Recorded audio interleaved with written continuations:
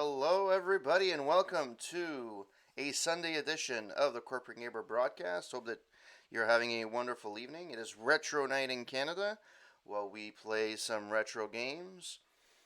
And actually, I made a mistake. I didn't actually do this. Give me a second. So, tonight, we will be playing. No. There we go. So, tonight, we're going to be doing something a little bit different.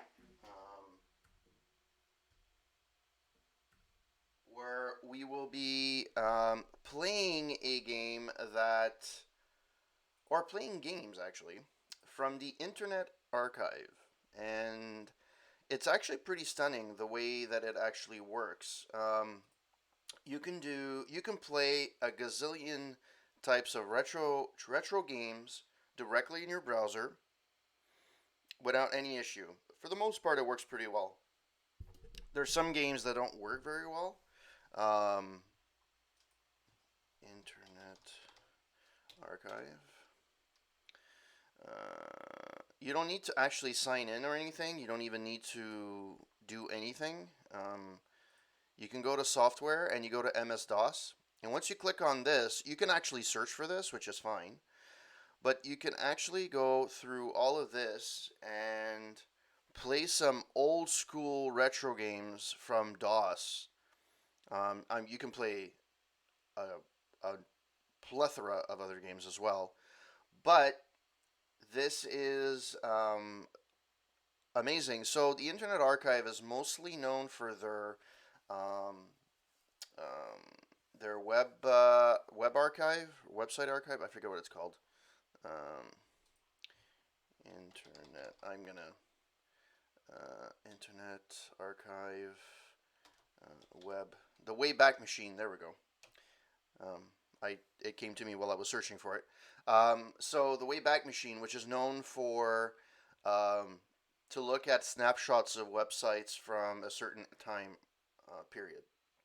All right, so I want to see how my website is looking um, back in 1996. I can actually do that and look it up. Or you want to see how Facebook first started, right? And you can go all the way back and you can see how it looked. However, it's basically a library of what's what in the world. Now, depending on who you ask, some people may think that this is legal, some of them say it's not. For the most part, it's games that are, at least from what I can tell, have either lost their licenses for whatever reason on that particular platform. Like, obviously, Pac Man is not a. It's a licensed game. You have Prince of Persia, the Oregon Trail.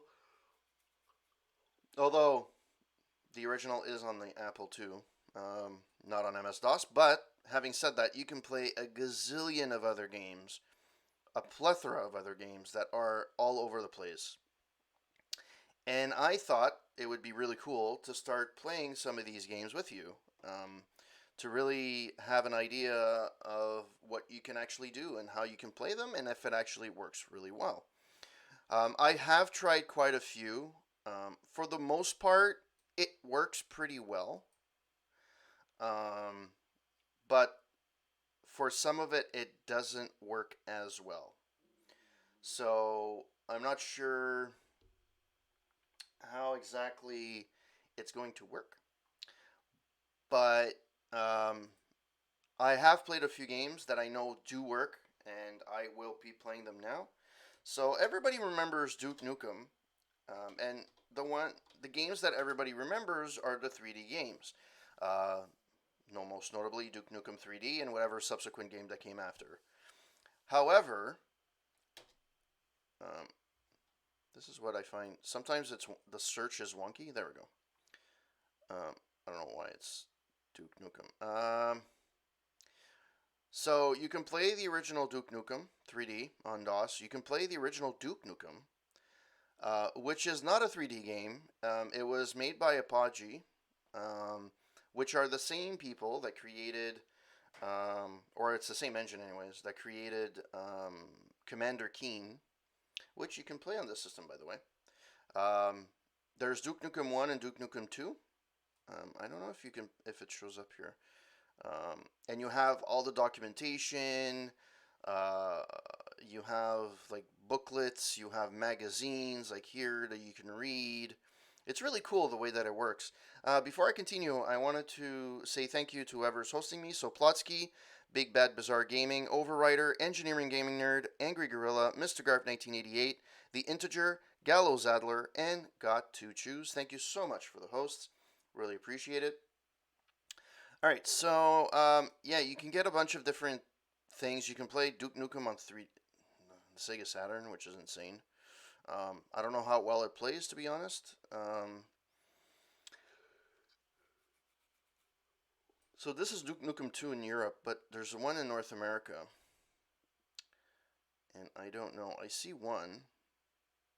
Ah, Duke Nukem 2. Oh no, this is Plus. That's not it. Duke Nukem Forever. No, some of these are not. Like this is a. Depending on the icon here. Usually when it's a diskette, it means that it's playable as a game. Yeah, let's play this one. So basically, you can play right into your browser. This is basically what people are kind of alluding to that you can do with Google Stadia.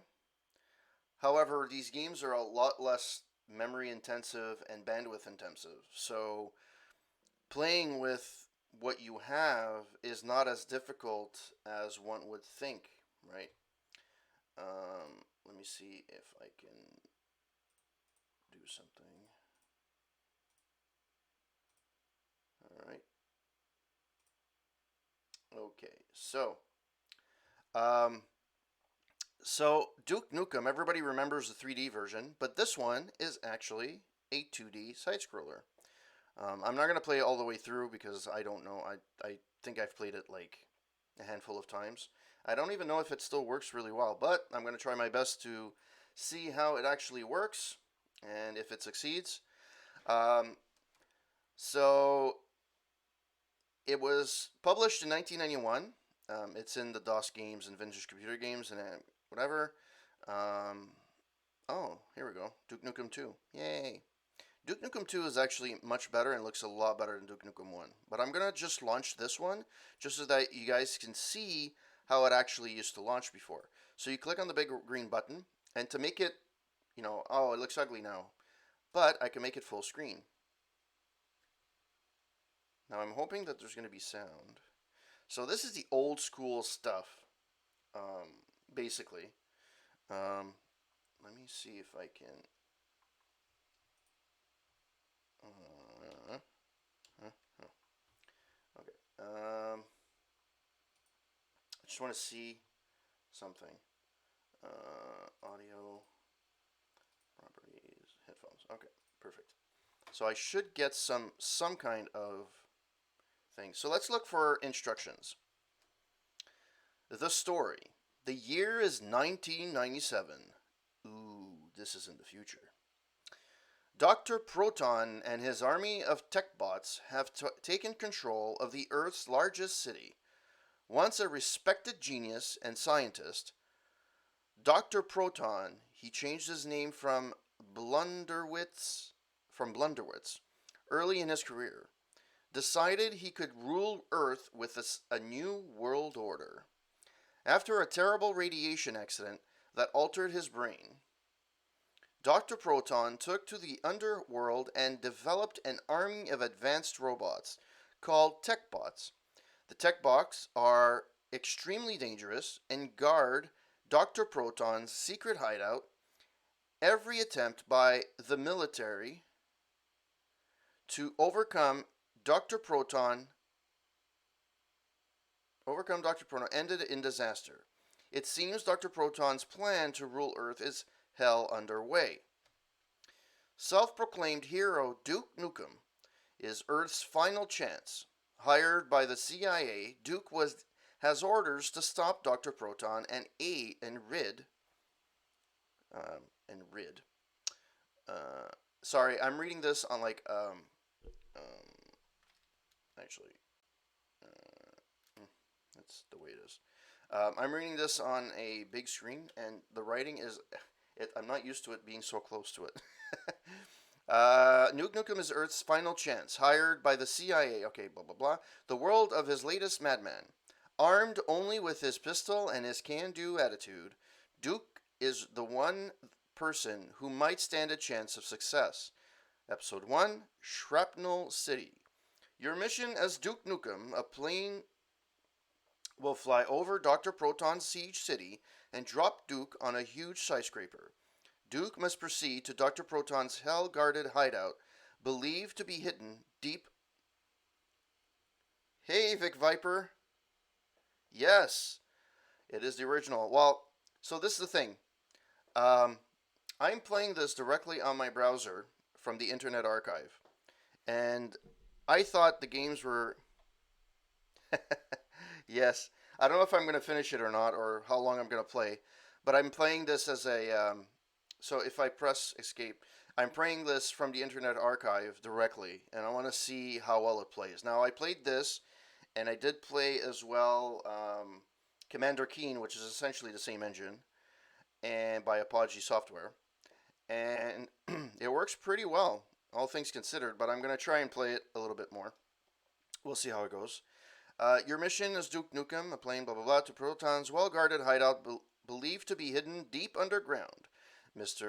Dr. Proton must be stopped or the world is doomed. Keyboard controls, left, right, up, center, fire, nuclear, alt, and control. There we go. Weird placement for the buttons, but hey, if it works, fine. The up arrow is the action key, which will enable Duke to activate elevators, teleporters, and time machines. Number 2, read notes or monitors. Number 3, open doors. And number 4, insert access cards, keys, and other useful objects. Note, when Duke has the grappling hooks, the up arrow will swing him above the ledge if there is room. Keyboard controls can be altered within the game setup menu. Option, pressed any key. Alright. I think I'm just going... Okay, there we go. That was good enough. So, yeah, this is the original game. Nuclear pistol. The 90s sure wasn't an edge. It was good enough. You know what? I play a lot of games that most people don't usually remember playing, for the most part. When was the last time you saw somebody stream Duke Nukem? I haven't seen a lot of them, or at least the original one. Duke Nukem 2 is a lot better. It's improved a lot, but... So, you're a pitiful hero they sent to stop me. I, Dr. Proton, will soon rule the world. You're wrong, Proton Breath. I'll be done with you and still have time to watch Oprah. Wow. It's amazing how that reference was still relevant till recent. Till recently. Alright, cool. The audio works. I'm going to suck at this, by the way. So I apologize if you're a good player at this. I'm not.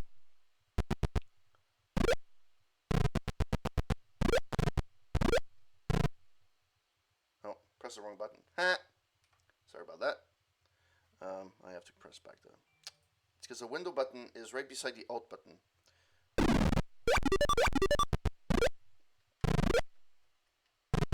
going to have so much trouble fucking manipulating this. So how you doing, Vic Viper?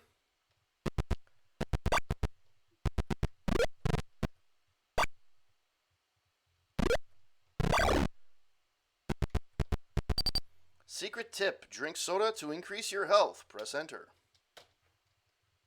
Wow, this is going to be difficult.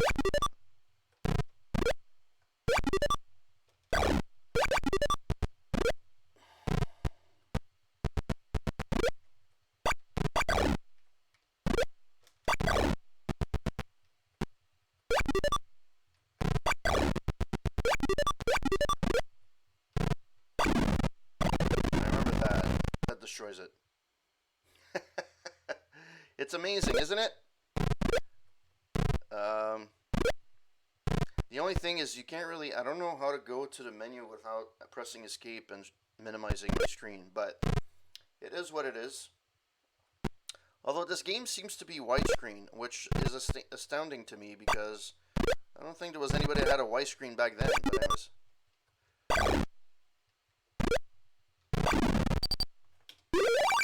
Thank you.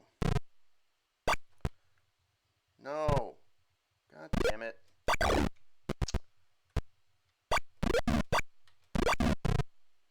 Let me restart the session.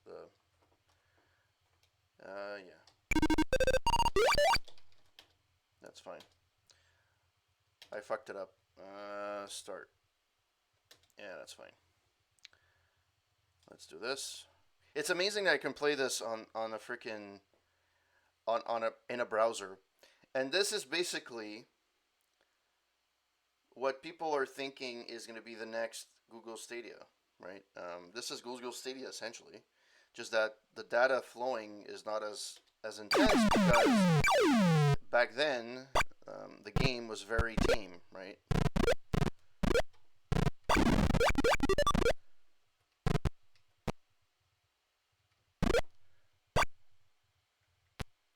Bigger and you'll restore 2 bars of life. Radiation makes good food tastier. Oh yeah, I didn't even realize. Oh, that's cool. Thank you for letting me know.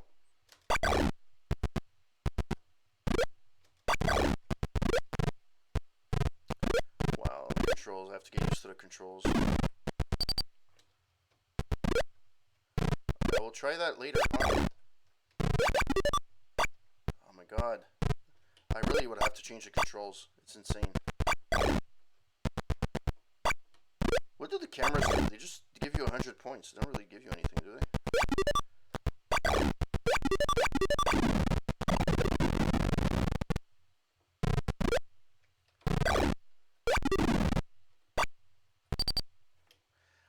Eat your turkey and increase your health. I did not realize that. Thank you for the tip, kind sir.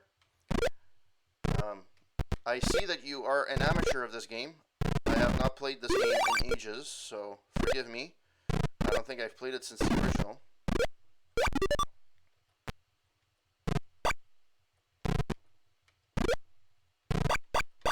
I don't think it's going to come back up until...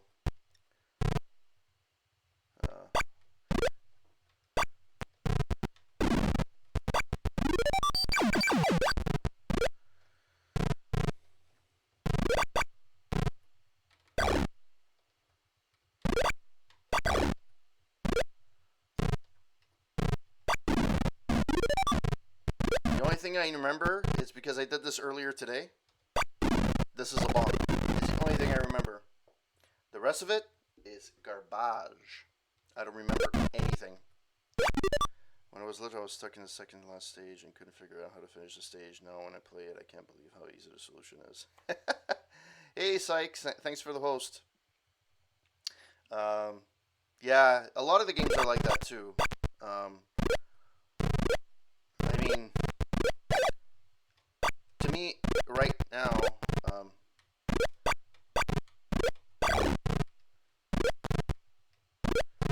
no, that's not where I'm supposed to go. Whee! Boink. So, Vic, what do you do? What do you do? I don't think I've ever seen you on my channel, and forgive me if I don't remember you. You're not at least a regular if you are a part of my channel.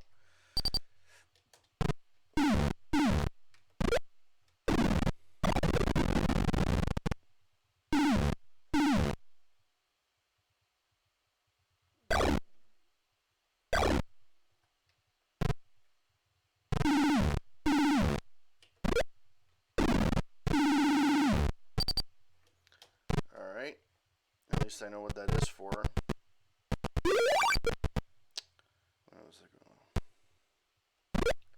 Do your stream. I see that you are somebody that does know retro gaming quite well, so I'm assuming you do stream.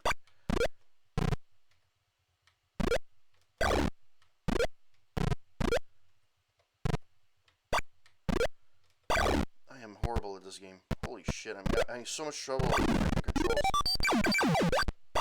I'm pressing jump because the controls are not innovative for me. But I roam the retro station and live classic games being played around. Yeah, there's not a lot of. I find a lot of the retro games are either speedruns for the most part, with the exception if you're brand new, you're not too, you haven't been on Twitch for a while. Come on. Oh, come on, really? Kilgore Trout is one that you should check out. He plays a lot of different games, retro games, and I'm sure you would really like him. He's actually really, really good. A good streamer.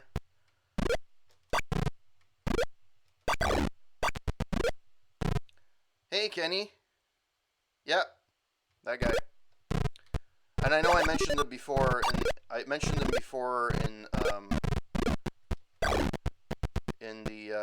in my streams, but he's one of the few guys that I've actually followed that has like over, I think he's at 9,000 streamers now. So, followers, I mean. Oh, thank you, C64. Thank you for the bits. Really appreciate it. I don't know if I heard my alert go up, but I don't know if the alert actually went off, but with the visual. But thank you so much for the bits. Really appreciate it. And by the way, for anybody that's new to the stream, playing this on my browser from the Internet Archive. So this is basically Google Stadia for oldies.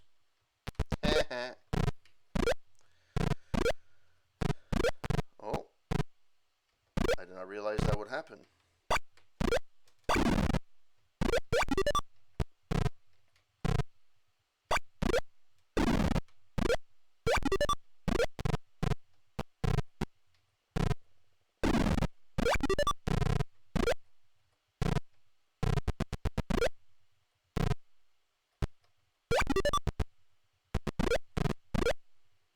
I'm supposed to go actually. Good question. Good question. As for streaming, I'm still learning. What do you stream? I'm learning proper setups and screens. Plus, I don't have a mic or webcam yet, so I stream. So you can get a really good mic for pretty cheap. I wouldn't worry too much about a webcam, to be honest. For the longest time, I didn't stream with a webcam, and I was fine. You know, if people like your content, they'll come by, right? I'm back to the beginning, aren't I? Yes, I am. Holy shit. I could have just done this. So where the hell am I supposed to go?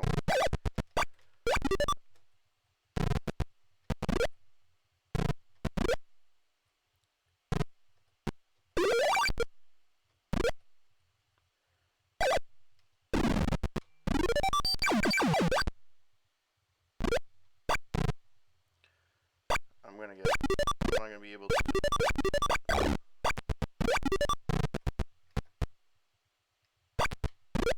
I am horrible at this game. Shmups, I hope, with the name like that. How you doing, Kenny?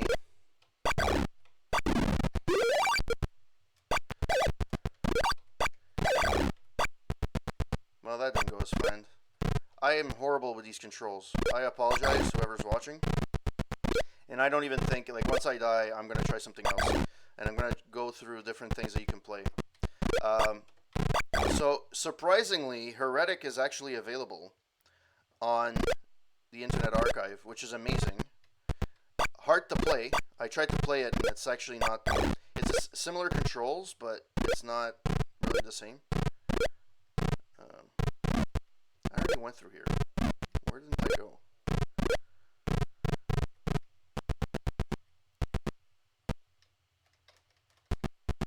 There has to be a door somewhere.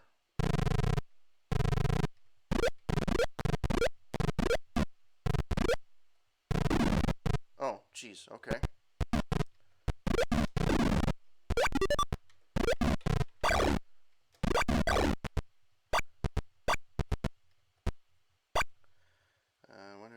DOSBox, which apparently has a version that runs on Chrome. And you are right, kind sir. It is DOSBox. Yep, it's in the browser itself. The majority of these DOS games, they're running in DOSBox for Chrome. So you are very right, kind sir.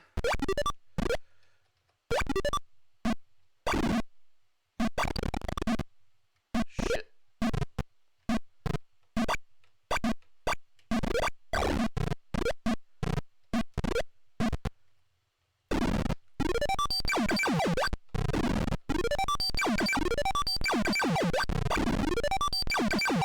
Sure.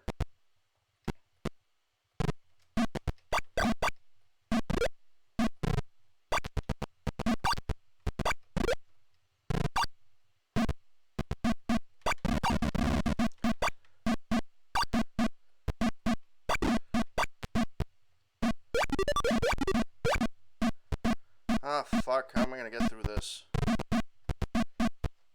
Ah, shit. Fuck. Alright. Okay, so let's see what else is available. So, let's go back.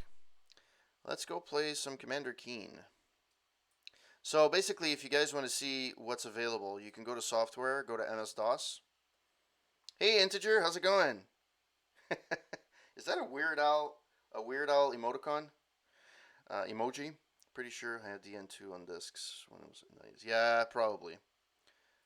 I never actually had it. Actually, to be honest, I didn't know that.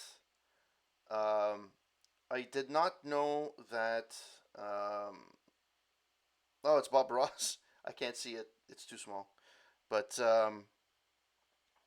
because from here, from where I'm standing or where I'm sitting, it looks like Trevor Ross. Yeah, for years I didn't know that there was a there was a Duke Nukem 2. I didn't even know. I thought there was Duke Nukem 3D and that was it. All right, so let's see how it runs. Commander. I don't know if there's any games, if there's any save states, how it actually works, because to be honest, which one's the first one? Where is it? Commander Keen 7, enters Ron, Shareware game, Commander Keen, there we go. Marooned on Mars. So this came out in 1990, so it does predate Duke Nukem. It was by id Software, released on December 14th, 1990, on the DOS platform, published by Apogee Software. Perspective, side top down, setting, sci-fi futuristic. Nope, it was, the first one was in 90, yeah. Surprisingly, it's not older though, yeah, you're right. It is surprising. There we go, DOSBox. It's fine. I mean, to be honest, all the Apogee games are all the same. Yes, yes. And I believe it's a secret. It's a secret room with Commander Keen hanging. I think like you have a bunch of Commander Keens hanging in a room, and the room actually looks like it's the original Commander Keen games. So if you go here and you have a new game, the game is very similar in look and feel to Duke Nukem. In fact, it's the same exact game. It's the same exact engine. It's insane. Billy Blaze is actually BJ Blazkowicz's ancestor. Good to know. Not that I've ever asked that part of the lore, but okay. That's funny. I'd never heard of that. What I actually really like as well about the Internet Archive, let me know if it's too loud or if it's overpowering my voice. The thing I love about the Internet Archive is there's so many like manuals that you can get, like original manuals that were scanned. It's really cool. Oh, okay. Yeah, give me a second.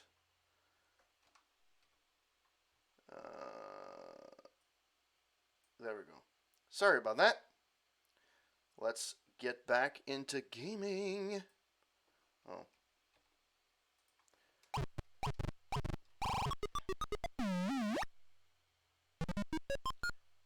So let me know. Is it still loud?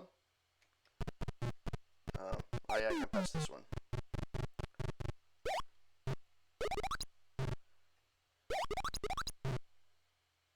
Alright, cool. Some of these games don't have the same volume control, so it's hard to actually gauge from game to game. Cool, thank you. Thank you very much. Well, that's the opposite of what you had mentioned, Integer. Before, I used to be not loud enough. So, it's either all one or all the other. So, for me, when I was a kid,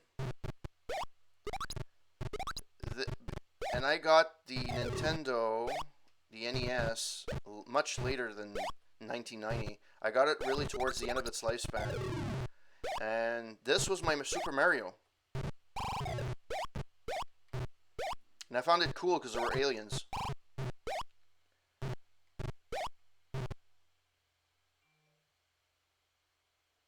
I've had to duck desktop audio, but like, oh. Could have messed up in the game options and said, but it's too late now. Oh, I thought you meant men. Yeah, it really depends on the game. There's some games where you have it loud and it's not overpowering, and there's other games where it's not loud and it's like super overpowering. I should.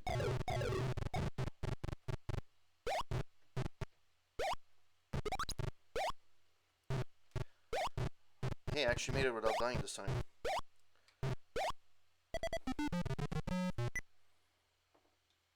Yeah. Those sounds, though, aren't they fantastic? Oh. Are you ready for the useless tip? You hear in your mind, it is too bad that you cannot read the standard galactic alphabet, human. Press enter. Sure.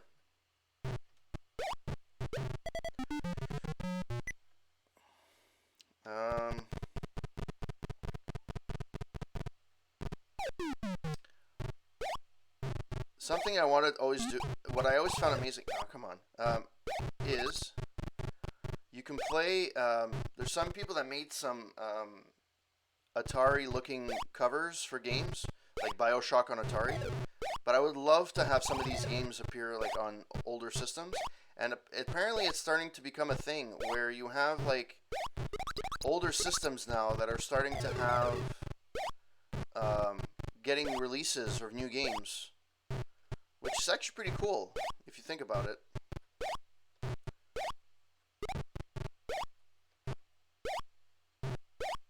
I don't know where I'm going. Candy. I like candy. Dance, dance, dance, dun, dun, dun. I love my candy. Oh, that guy fell to his death.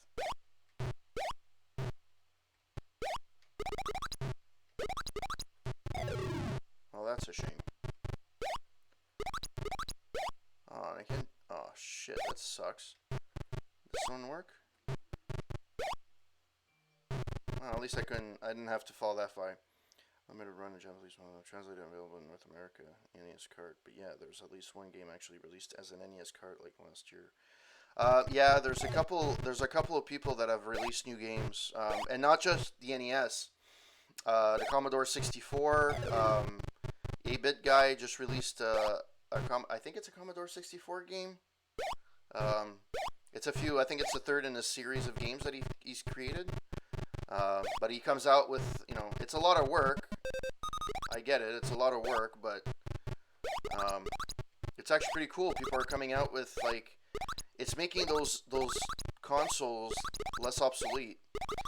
I just don't know if you have to, like, break any of the hardware stuff of a game that is coming out for both PC and the WonderSwan Run. Oh, cool. Groovy. Super groovy. Oh, come on. Really?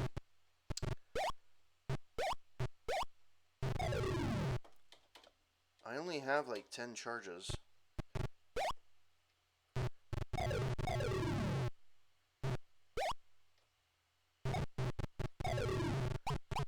Oh, come on. No. Really?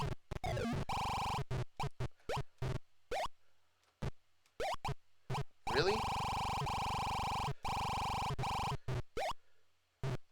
Jesus, Murphy. I could shoot them. I just don't want to because there's no point. I went all this way just to die. That's amazing. Fire Lancer is one I'm thinking of. That's PC. Oh, cool. Alright, so let's see. That's enough, Commander Keen. The whole point of this stream tonight was to play some retro stuff that I haven't played in a long time. And that it's actually on this. Let's see if I can get, well, okay, software.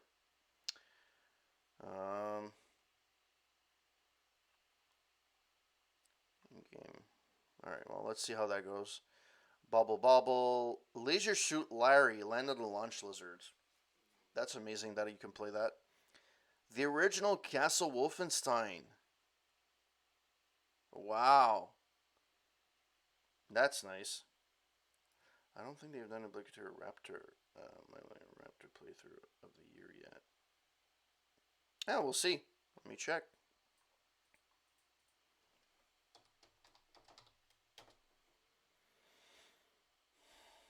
Sometimes the search is a little off. Like, hello?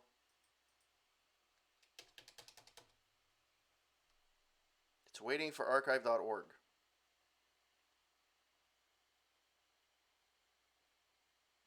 Call of the Shadow. Yeah, I don't know if it's... Oh, well, it is. It is there. Well, you can choose it as a search term, so I'm assuming it is available. But it's not seeing. It's not. Okay, let's restart. Let's refresh the page. My internet is fine because I'm streaming fine. Just the internet is very, very slow, or this web page is very slow. I don't know why it's so slow. Well, while it's searching, Wolfenstein 3D is on here. It's the original SimCity by Maxis Software. 4D Prince of Persia. Not sure what that is. Donkey Kong. I didn't even know it came out for DOS. Jeez. Oh, look at that. It actually loaded. Yeah. It looks like it. Not sure how well it plays, though.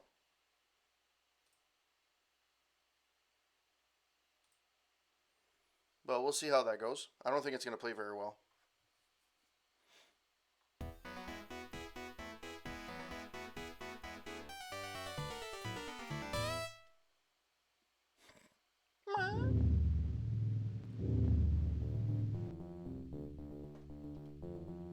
Look at those graphics.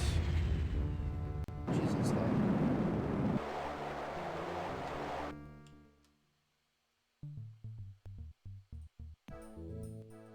That was very loud. Okay. New mission. I just want to see if it actually plays. Change ID picture. How? Oh, like it makes a big difference. Like seriously, actually, it looks better on my stream on OBS than it does on my screen. Name. Corporate gamer. Call sign. Enter a name and call sign. I don't know. Call sign. I don't know. Have no clue what that is, but it doesn't matter. Let's go to training mode. Training mode plays 4. Train mode plays 4 of 9 levels. Alright, sure. Harold's Death Emporium. Welcome to the one and only automated one-stop shop. All purchases will be loaded. Okay, I didn't even have time. Energy module replenishes normal shields and life fluid of pilots. This little package is usually the first thing on the pilot's wish lists, sold into 25-unit increments only. You have 75. The cost is 10,000. I'm just missing a few. All right. I don't want to do anything. Okay, let's. Does this do previous item, next item?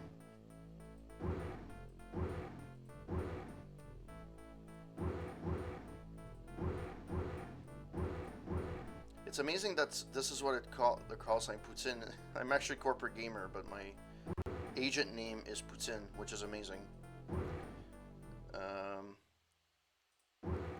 Plasma cannon. Okay, how do I get out of here though?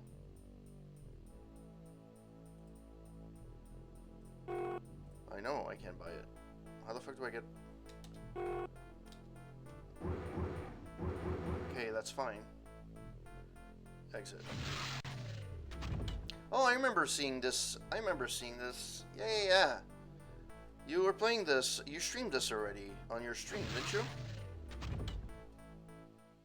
I think I remember seeing this on your channel, Kenny.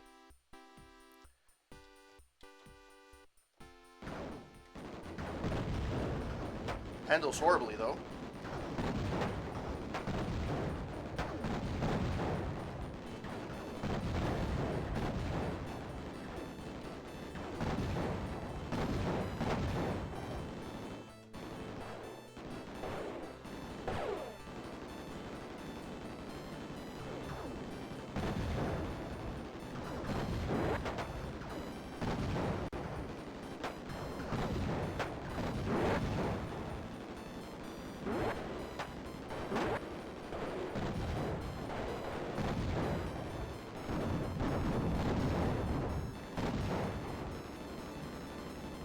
I'm playing this horribly.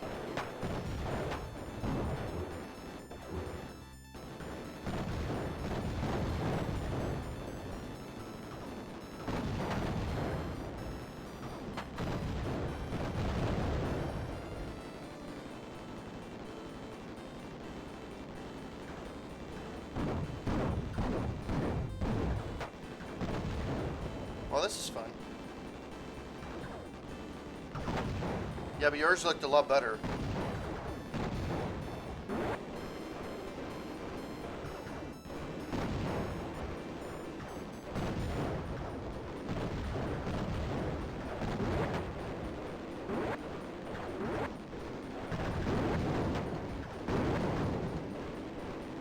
I am playing this so badly.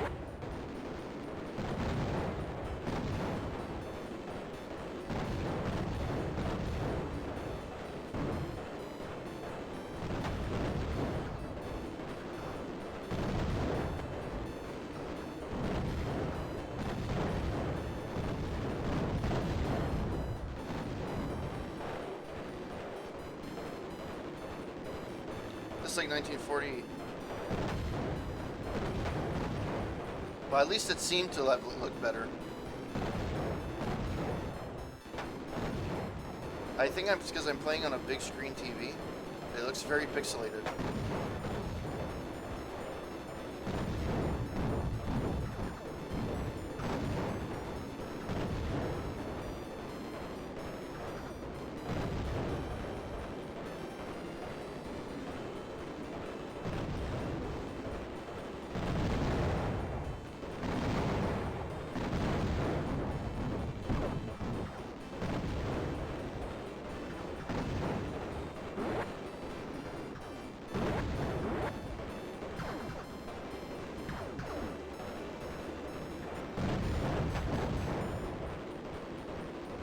Well, I get through this.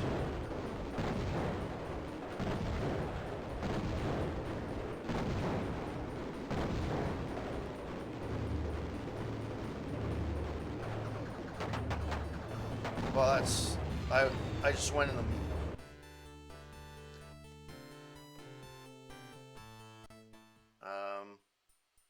So, yeah. Supply room. Fly mission. Save.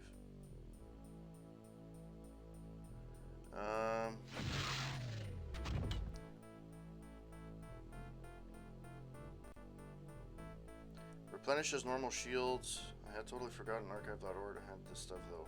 Could be something to do if I get bored during work trips. To be honest, I actually do not know how they're able to get the licenses for this, technically speaking, right? So a lot of these, yeah, the license is expired, but a lot of these are still owned by company. So I don't know how. Yes, it is, kind sir. Recommendation by Sir Kenny G. Kenny. I don't know why I said Kenny G. Kenny. So yeah, I was just trying out a bunch of different games. Basically, I'm playing this through a browser, through archive.org. See, I did not know that. So, forgive me, but it worked out. Yeah, so I was basically what I wanted to do tonight is it's a bit of a different of a stream. I'm not playing a full game or anything. I'm just trying out a bunch of different games that are on archive.org. And basically, they have a lot of different games. I'm going strictly for MS DOS, but I'm sure they have other ones like from all over the place, like classic PC games. I don't know what this one does. It is glitchy, but to be honest, um, this is basically what Google Stadia wants to do. The only difference is that these games are so old, and with the internet. Yeah, but this is the shareware episode, so it's the one that came out for free. But yes, it does have some Quake stuff in there. Um, one of the original Call of Duties. I think you can actually play.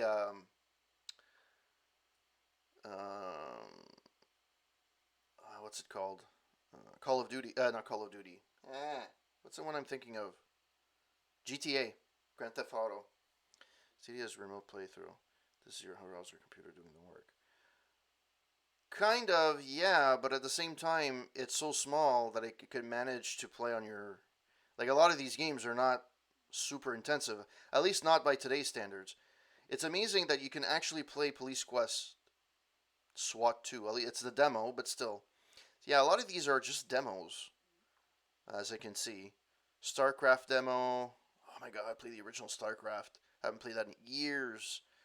Command and Conquer, Red Alert. Yeah, a lot of these are just the demos. At least from this option that you have. However, if I go to MS-DOS games, I guess I can go on the side. It's true. I didn't think of that. Stupid me. Let me see if I can go back. Software. I don't think you can actually do like full-on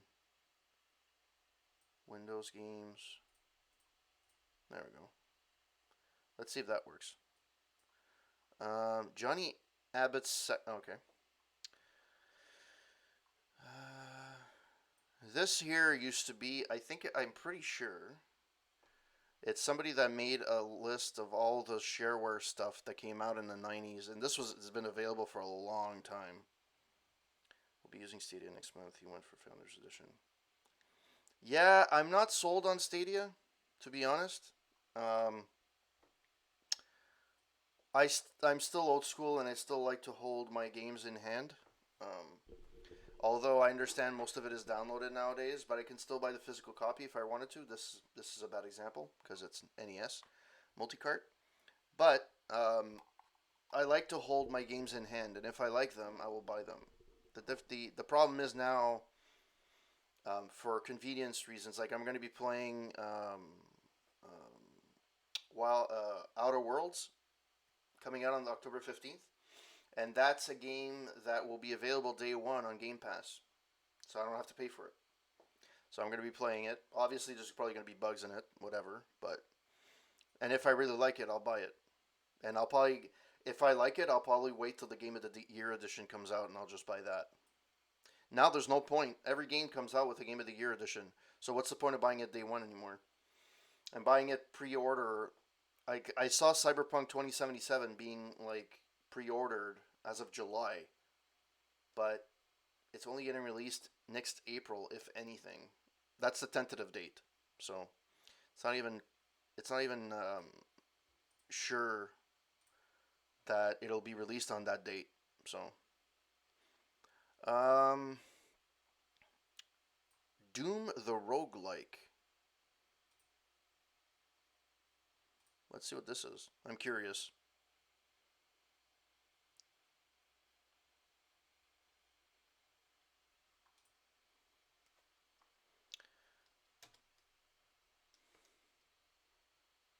Enter name. Nope. Corporate gamer. Nope.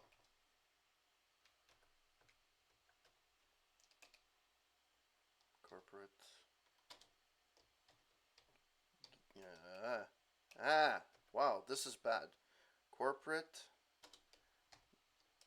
gamer. No, it doesn't do it. Okay. So corp gamer. Iron Man, Finesse, Hellrunner. Oh, this is gonna be text based. Oh my god. Increases 7 by 10. The trip was long. You thought it would never end. Hell of a job as a Marine Reserve is so boring. You hate UAC. Nothing happens here, even now.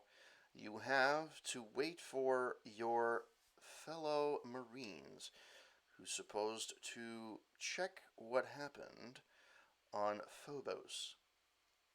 Not knowing what to do with yourself, you just sit near the comm console and listen to the news from your fellow Marines. Might get into on the streaming service like Stadia, but options are mostly good. Don't like the idea of not having the local copy of the save data too, and Google likely shut it down if it doesn't do well early on. Yeah, so that's one of my main pain points. Number one, unless you have decent internet speeds, which is not guaranteed, unless you're living in a big city, and even then, it depends where you're living within the city, because internet is not always equal. Everybody knows it's not equal wherever you go, right? Um, and you'll never be able to get a consistent um, internet connection. Number two, Google is known to not really follow through with their services. Um, I mean, how many services did they shut down randomly? Google Plus, for example, whatever. And also, they like Google Music, for example, now is going to be YouTube Music, but they're going to eventually close Google Music and it's going to become YouTube Music. But how long is YouTube Music going to be around? I have the service, but well, the thing that's the worst part about Google Plus, which is insane. Anyone that had a Gmail account had a Google Plus account, and all you heard was crickets. Technically speaking, the foundation was there to be bigger than Facebook, but nobody used it. I used to promote. I used to post like I have a Facebook page and I have a Twitter account, and I used to have a Google Plus page. There was no traffic on that. Like there was zero traffic on Google Plus. There was no one unless you knew a group of people that were on Google Plus, and there were some people. There's some services that were really cool. Um, like discovering new things was actually pretty cool. Like being on different pages, I guess. Like let's say you were into first person shooters, whatever, and there's a page on that. It was easier to find. It was easy to find those. It was easier to get into that. More than Facebook, for example, finding a page on Facebook randomly is the most regressive thing ever. It's horrible. It's a horrible experience.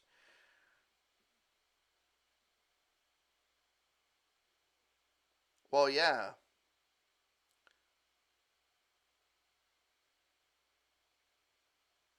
Well, there's no point, hey, Serenia. There's no point of learning what it is now. It's closed, so you didn't really lose anything. To be honest, it's not to from all the platforms that I have right now in terms of viewership. I get a lot of traction on Twitter, obviously. Um,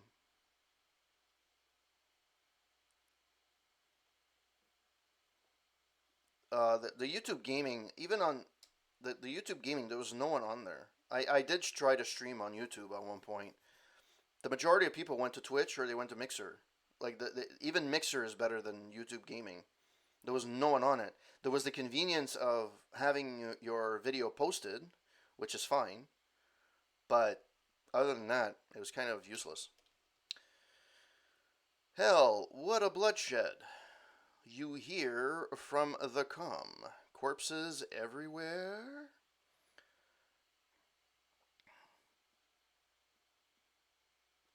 Yeah, it was. I don't know if Kenny, did you stream on YouTube?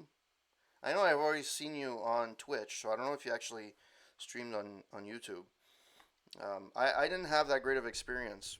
It's and the thing is, even the oh yeah, okay. Even Mixer, I had tried Mixer. Mixer has a superior product, but there's still nobody on there. Even with Ninja there, it's a little bit better, but um, the thing is, it's not there yet. The eyeballs are still on Twitch, at least for the time being. Um,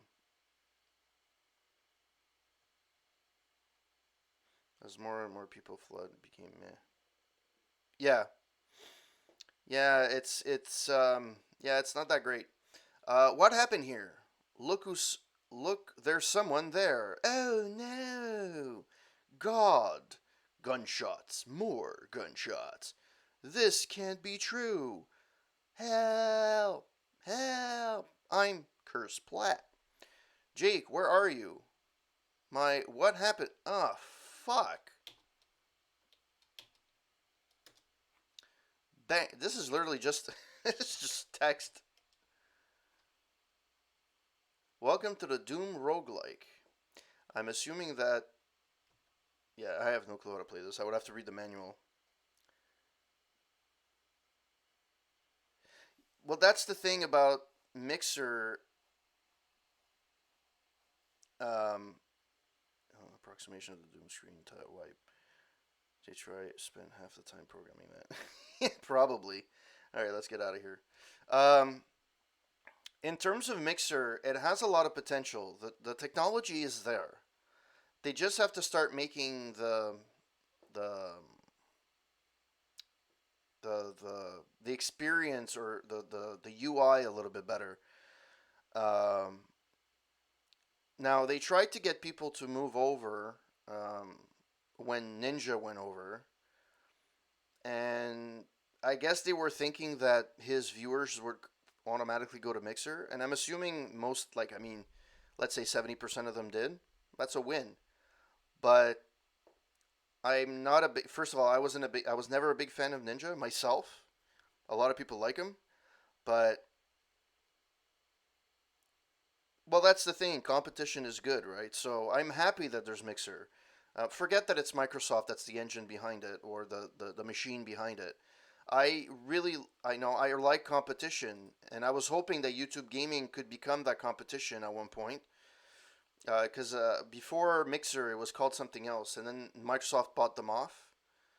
And yeah, it's just, oh my god. Oh my god, Double Dragon on DOS. Holy shit. That's insane. Oh, you have Doom 2. You can actually play Doom 2 in browser. Yes, it's Beam. Thank you. For some reason, I always think Boku, and Boku is it's a payment option. It's not in Europe. It's not even I wonder how many levels this has. Probably through the dead simple at most. Oh, the Doom 2? Let's check. Uh,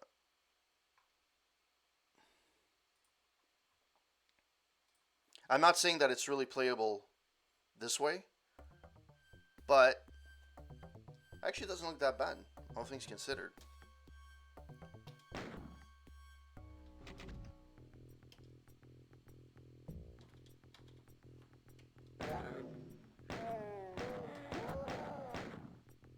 Oh my god, it's really fucking bad. Oh dear lord. The lag is insane. Yeah, this is horrible. This is bad.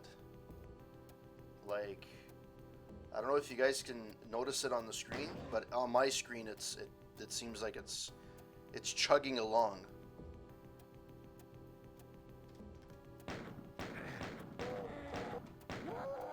Can I play? I can play with it. Okay. But why would I want to move with the wow, this is horrible. You can play it, but I would suggest to play the play it on your own play it on your own system. Fetching more results. Okay, where was I? Arkanoid 2. I didn't even know that existed. Revenge of the Dope. Revenge of Dope. Oh! Yes, Karateka. And for the longest time, funny anecdote. So I used to have Karateka on my NES. I had it on the multi-cart. And I played it for years. And I could never finish the game. It would always freaking loop. And I figured it was just like the way the game was done. To realize years later that the game on the NES is not rigged, but it was a bug where you couldn't finish the actual game. So later on they released it properly, but the original release didn't have an actual end to the game because you would get to the final door and it would loop back. It would loop you back to like a couple of screens before, and then it would continue and it would loop back. So it's kind of yeah, hocus pocus. Hugo's House of Horrors, Burger Time, Q*bert, Battle Chess. Wow. There's a lot of things to discover here, like just to spend time. Wheel of Fortune. Dun, dun, dun, dun, dun, dun, dun, dun, dun. Actually, how does it play? I remember Real Life Dinosaur playing this on, I forget, I think it was on his PC. Oh dear lord.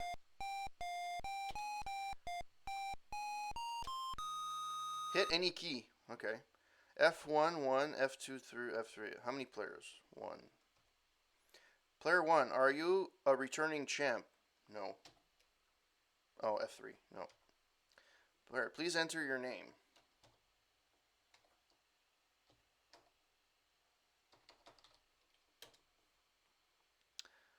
Alright.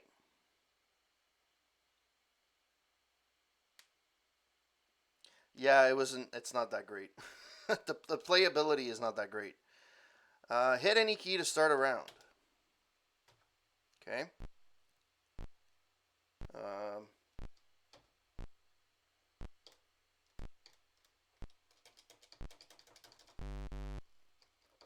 apparently it didn't recognize my keyboard. Oh, I had to spin. Okay. Well, I didn't want to do anything, so yeah, that worked fine. Didn't recognize my keys. Ford Simulator 5.0. You know who reviewed this?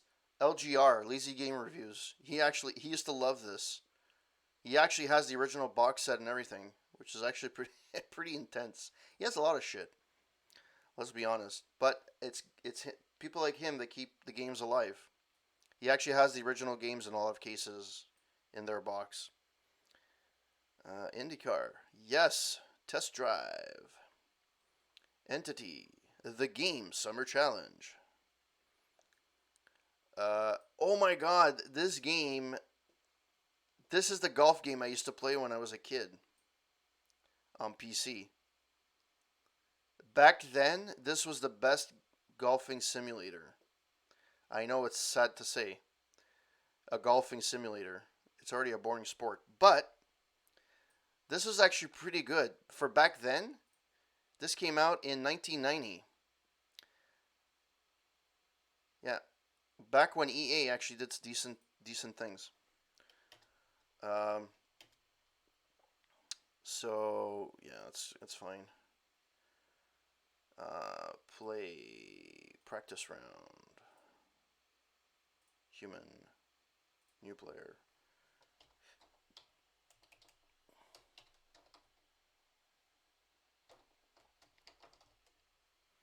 Let's see how it's gonna go. I think you have to amateur. Let's do amateur tees. Yeah, that's fine. Take. Okay. Let's do this. The graphics back then, this was insane. They probably do. Alright. So you can move the cursor a little bit. And I think you had to go... There we go. There is lag, input lag though.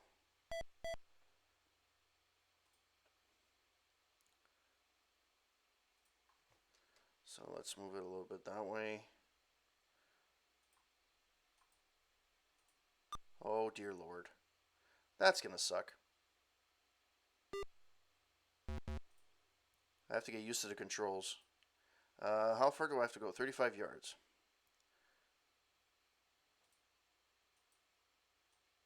Yeah, it doesn't... My input is not always... Yeah, there was a leaderboard, which was pretty cool. Yeah, whatever.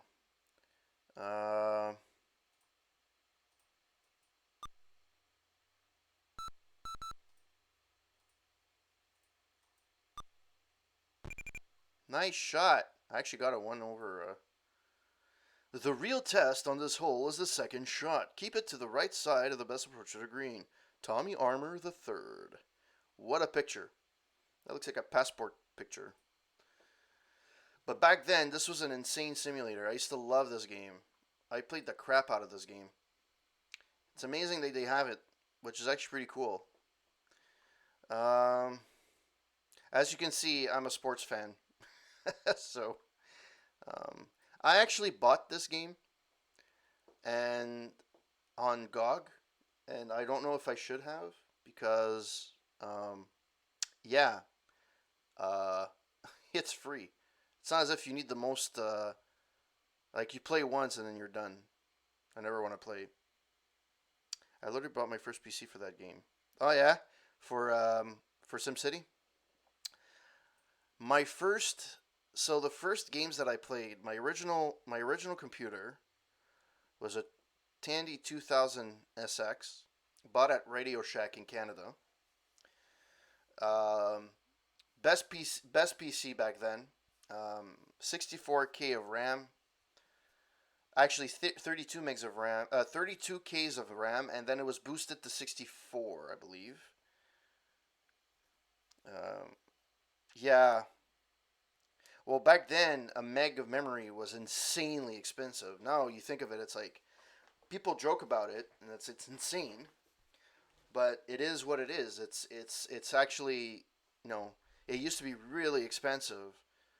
And my PC, my first PC, was really interesting because it was the one with the 2 floppy drives, so I didn't actually have to put in my MS-DOS, boot it, and then remove the diskette and put it back in. I had one for DOS and I had one for the game, which is actually pretty insane.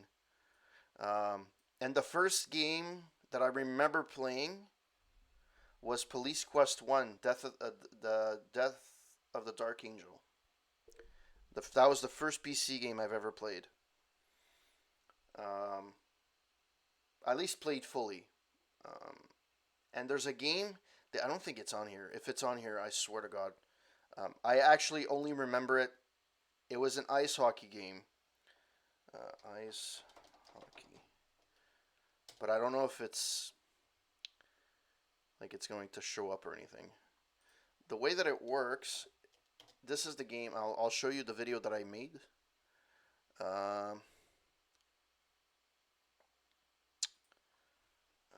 Ice... I don't remember the actual name of it. No, game.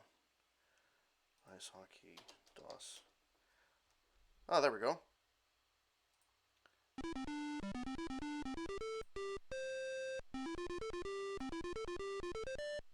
But this is widescreen, which just sucks. So it's Superstar Ice Hockey. So let's see. Superstar Ice Hockey. If this exists, I'm going to. Well, it's there, so I'm assuming somebody looked at it at one point. This is the arcade game. Hit the ice. NHL Hockey.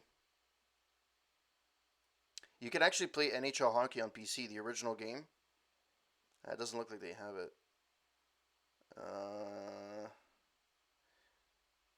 Intellivision Special Collection. First game I played was not made by my father. Was Slip's Head Super Dog Fighter. Oh, sweet. That's actually pretty sweet. If you still have it, um, if you still have that game, it would be really cool. I'm willing to pay for it. It'd be cool to play a game that's from somebody's collection or somebody's like being the QA tester for your dad. Sorry, but first gaming device was an El Clasico NES. The NES. Corp, DM, or link allowed? Yes. You should be able to post it.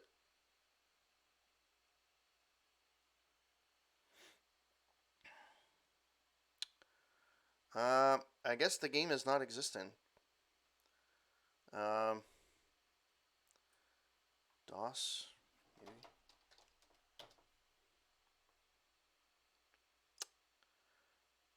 NHL Hockey.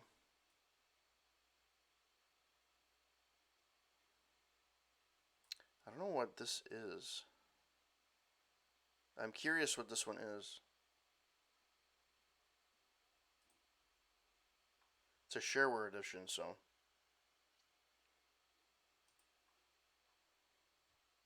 Continue. League game. Wow, league stats. This is actually not as old as I thought it would be. The one that I have is old. Oh, it's too fast. Oh dear Lord, the Montreal Canadiens are not even there. Vancouver Canucks. Who was the worst in 93, 94? Who was the worst team? Toronto, I think. Well, that this is nice.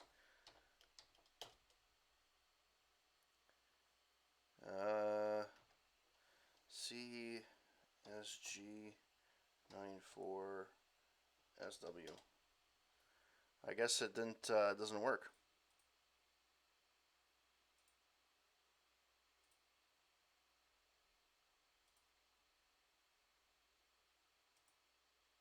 Let's see.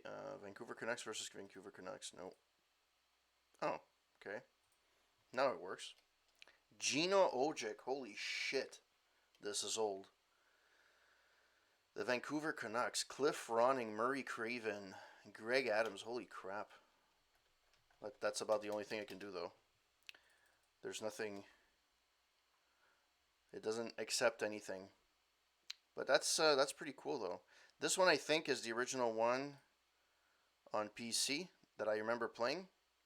Maybe not. This is the main version. This is Sega. Maybe it is Sega. Sega.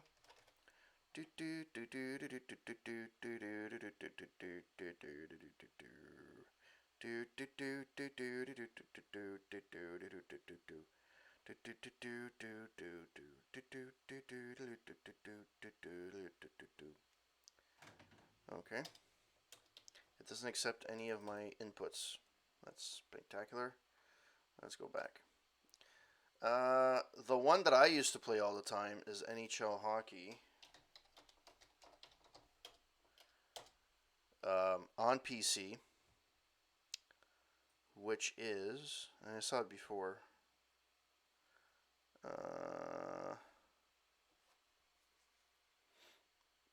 Man, there's so many freaking hockey games in here. It's so good. So good. Pro Hockey Weekly. No. I just want, I want DOS. NHL.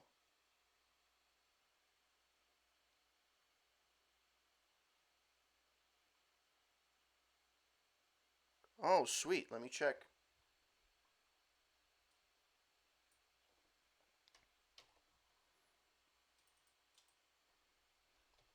I literally tried to I literally tried to access it and or find it and I couldn't find it. But it's possible that I wasn't looking at the right place. Let's see.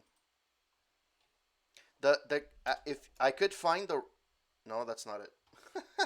I copied the wrong thing. Self promotion, without realizing it. um. Oh, this is it. But the actual game itself, the ROM itself, is busted. Because I know I downloaded it before, but I'm not sure if.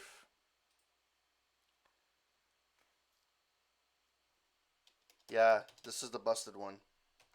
It's busted. Uh, One of my favorite hockey ever championship. Disappointed that it's not working. Please, can you look into making this game work? After 2 years, I don't think it's happening, bud. You can download it though. There is a working ROM. I did find it at one point. Yeah. Oh well. Um.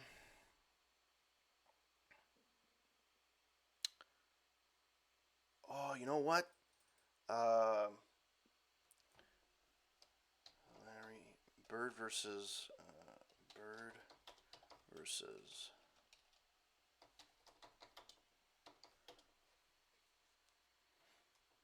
I wonder if this is gonna exist. I think it was called One on One, and the version that I had was for DOS.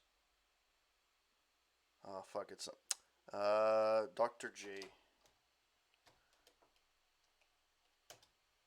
Larry Bird versus Dr. J.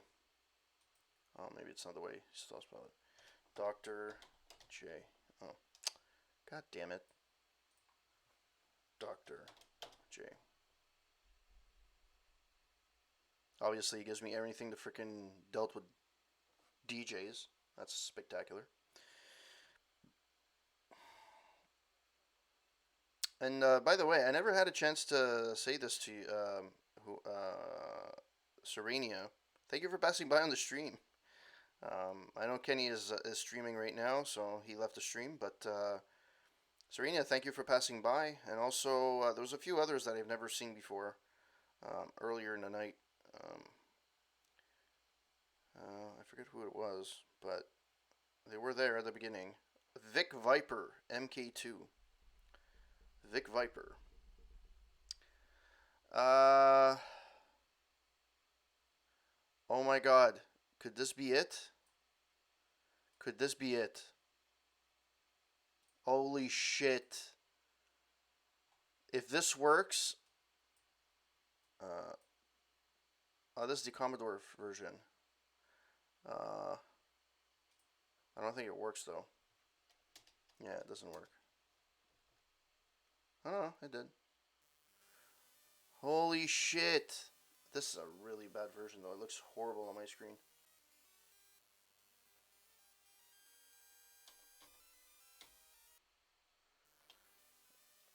Uh, doesn't really accept my. The volume is very low as well. Some of these games don't accept input. They just don't. Software. Let's look at old school emulation.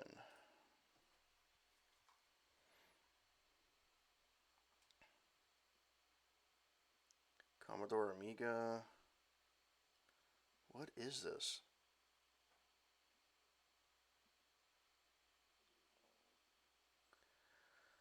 The Old School Emulation Center is a retro computing initiative dedicated to the cataloging and preservation of software, firmware, and resources for microcomputers, mini-computers, and video games. Microcomputer, video consoles. The main goal of the project is to catalog and audit various kinds of software and firmware images for these systems. As of release of September 15, 2012, TOSEC catalogs over 200 unique computing platforms and continues to grow. As of this time, the project had identified and cataloged 466,396 different software images and sets, consisting of over 3.6 terabytes of software, firmware, and resources. The initiative was founded on 18th of January 2000, with the first official TOSEC website going live 18th of August 2000 by a Dutch retrocomputing enthusiast using the pseudonym Grendel. While the original founder of TOSEC has since ceased to have an involvement in the initiative, a dedicated team of volunteers continue to expand and contribute to the project.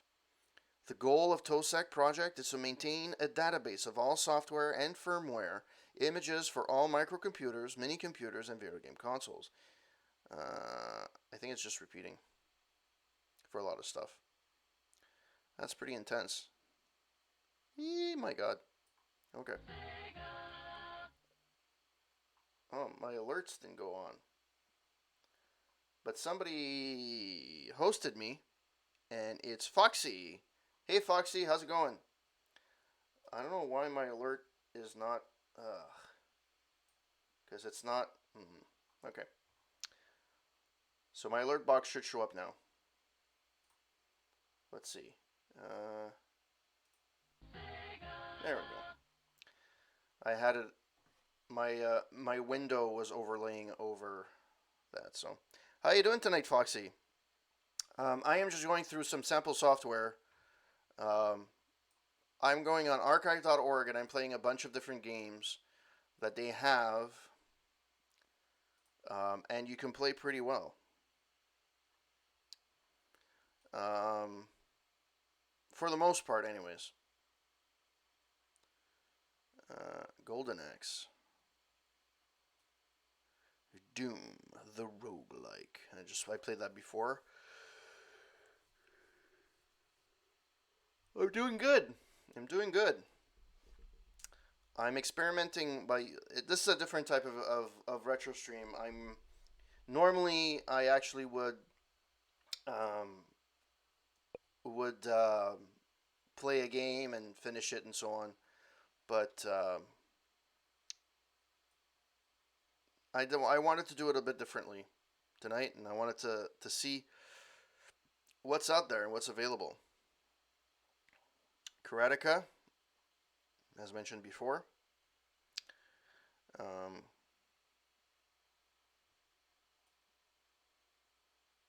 SimCity Classic. I'm curious to see how this will look, if it actually works. Some of these ROMs don't work.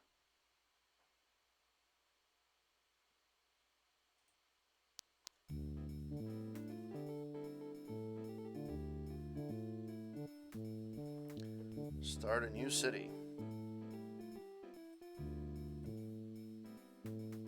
Terraforming. Holy shit, this looks old.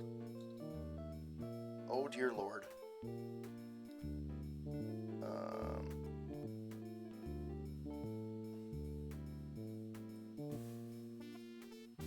Wow, this looks old. But the music, though, that music is spectacular. It's amazing.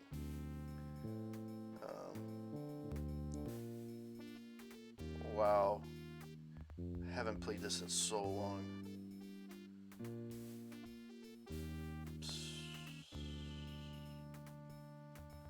Options. Let's turn off the music for now. Speed. Pause. System. Print. Load graphics. Load city. Holy shit. Look, this is where SimCity started. All the sim games out there started with this. This is insane.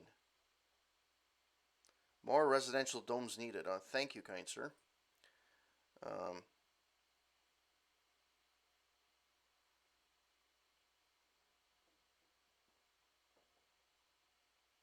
I guess I can do that there. Unless this is the whole city. Heresville. Well, that's original. About SimCity. SimCity, the City Simulator 2.0. Concept and design. It's insane. Like, sounds by the Fat Man. Concept and design, Will Wright. IBM programming, Daniel Goldman. IBM artwork, Don Bayless. Instrument sounds by the Fat Man. That's intense. Wow. Sorry, I'm not gonna be playing this for now, but I may play this eventually though. Compare it to how the Sims came out after that. Sim Life. IndyCar, RoboCop, California Games. I know I went through these a little bit before, so I apologize for those who already seen this. Space Invaders, 1978.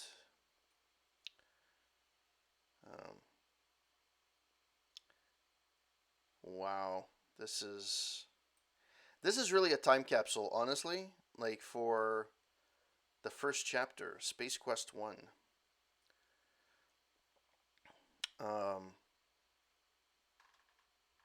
Like this is insane. American Gladiators. Why the fuck would you play American Gladiators? I don't even remember this game. Crazy Cars. Look at those. Look at those colors. They're so bad.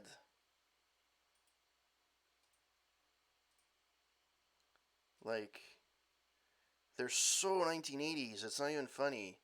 With CGA graphics. Oh. Oh. Yeah, the hardware is not.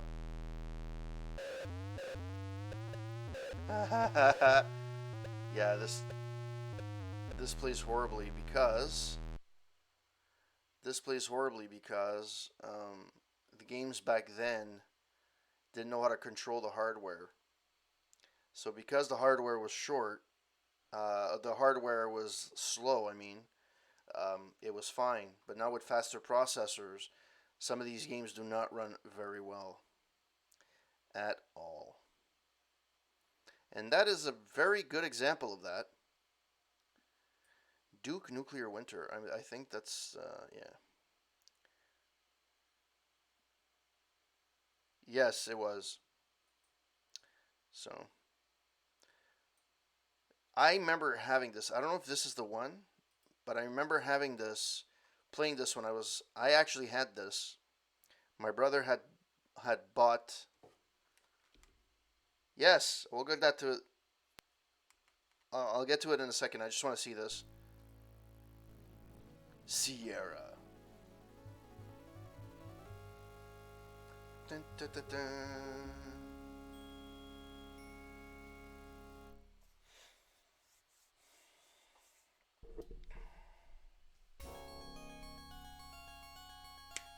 Yeah. Again, it's one that doesn't accept my freaking input.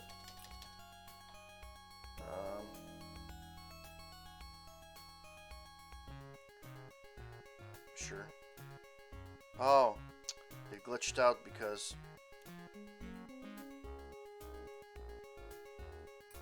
I was pressing. Let's play Gin Rummy.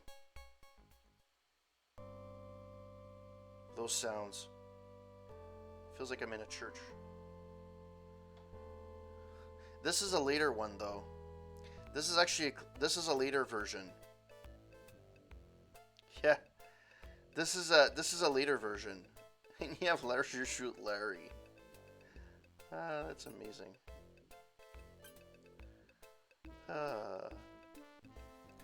This Gin Rummy is high class game, buddy. So no spouting off that top of the world, ma. Alright. Yeah, this is not the original one though. Actually, you know what? Why isn't it?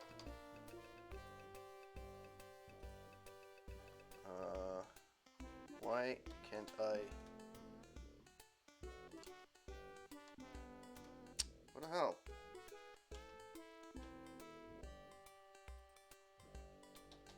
It does not accept my input. Why? Something is off. Anyways, maybe my keyboard is acting up. I have no clue. It's not. It doesn't seem to be reacting very well to some of these games. It's very possible as well that the games are not playing very well either.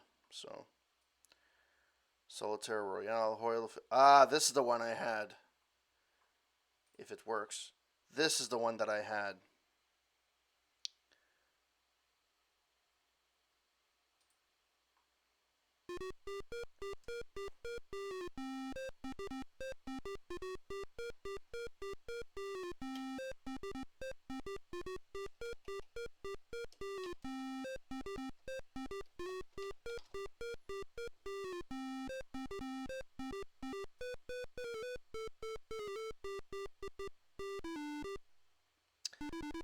Choose one opponent for the Gin Rummy.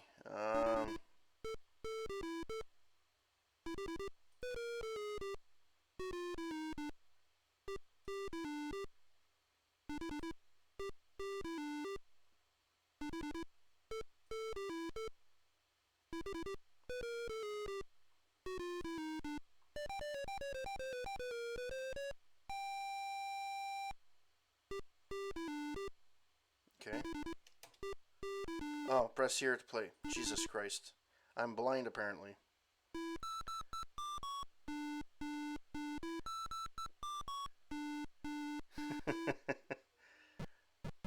ah.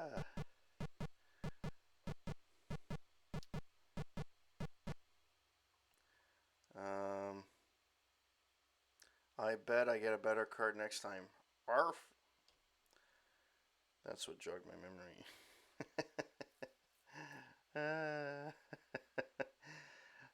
Let's see. Goes back to the alert corner. Don't worry. I actually used to own this game. I have nothing. Like, literally, I have nothing. I can move this here.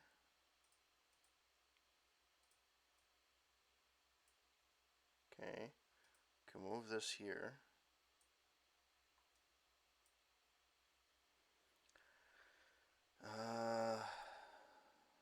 6 goes over here. King can go over here. Like, I have nothing. Like, sort by suits. Sort by rank.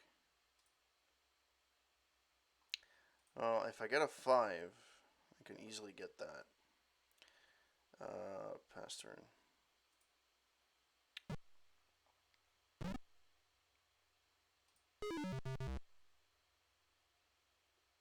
Oh, you have to put one down?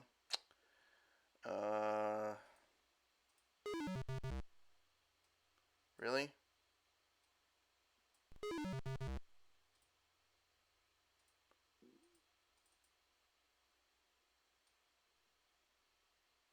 How do you put a card down?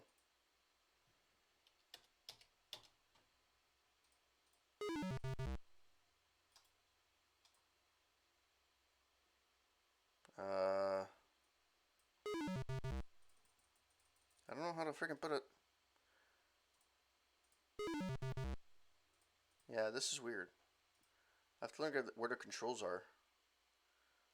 Delay speed, sound, rules.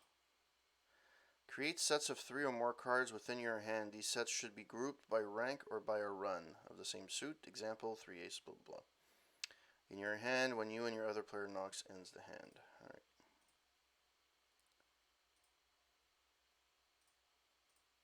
Yeah, that's fine. Okay. Well, I'm gonna get out of here now because I don't remember how to fucking play. I remember just double clicking and it used to work before, so it's possible that it is what it is. But yes, Hoyle Games is on here and playable. Chex Quest. I heard this already.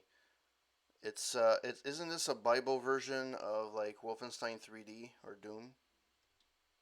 If I remember correctly, I think I saw this on Cinemassacre. Duke Nukem's Penthouse Paradise. Bobby Fischer teaches chess. Sid Meier's Railroad Tycoon. I remember this being fun. I don't remember much of it, but I remember it being fun. King's Quest 7. Commander Keen, Invasion of the blah blah blah. So at the beginning of the stream, I actually played Duke Nukem 1 and Commander Keen. You have Duke Nukem 2 as well. That's in here. Um, V-Wing. What's V-Wing? I remember X-Wing. I remember TIE Fighter. I do not remember V-Wing. And why is there a Pizza Tycoon? Like, why is there a Pizza Tycoon? I don't, I don't, I don't even want to know. Wayne's World, party time, excellent. Um, is it V-Wing? I don't know. I've never actually. I remember playing X-Wing and I remember playing TIE Fighter. I don't remember playing. Um, oh shit. Sorry about that. There we go. I can start working again. There we go. Retro is here. There we go. Rampage. Mr. Boom. F40 Simulator. Pinball Dreams. The Bard's Tale 2. It's amazing you can play Bard's Tale, which is actually, I think it's free on Game Pass now. Oh yeah? Oh sweet. I did not realize that. The Lost Episode of Doom. If it's like any of like the regular Doom, it's gonna be a hell to play. Rockstar. Rockstar. Yeah, Rockstar. Here. Dino Park Tycoon. I remember Roller Coaster Tycoon. Duck Hunt. Why would you pay Duck Hunt? I don't remember that on DOS. Man, there's a lot of games I didn't fucking realize existed. Pong Combat. Let's try this. This looks unique.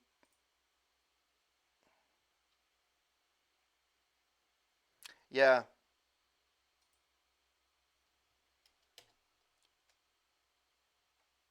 I haven't checked out your stream in a while, but I don't get your alerts for some reason. I would have to look into that.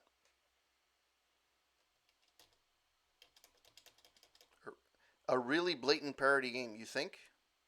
Attention, White Paddle of Pong Lio Colt invites panels of all colors to compete in a tournament of Pong Combat. The contest will be held on a number of cheaply drawn VGA screens on some schmuck's computer.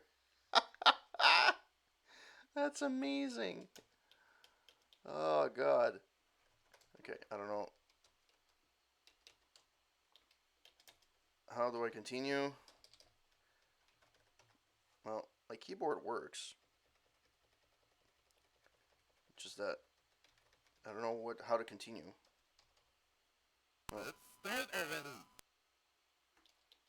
Okay. Hit start to already. A ridiculously old half-rock, half-plastic thing, Monolith remains undefeated since the dawn of time in the art of Pong combat. No problem, fella. I haven't been streaming as much as late, doing some major updates, spring cleaning currently. Oh, cool. How do you start anything?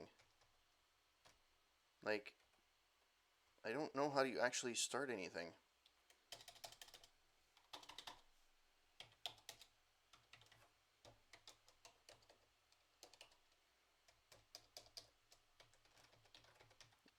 Well, this is broken. Too embarrassed to admit that they worked on this.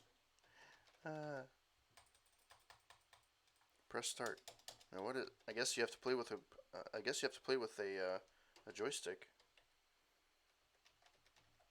Oh well. That would have been fun to check out. I guess not. Decent anniversary. Interplay. What is this? Interplay are the people that created the original Fallout game.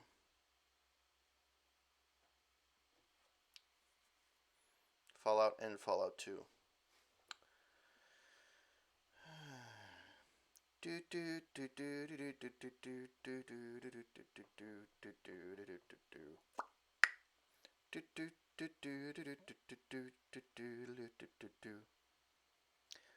Next weekend, I promise I will be playing a full game of something.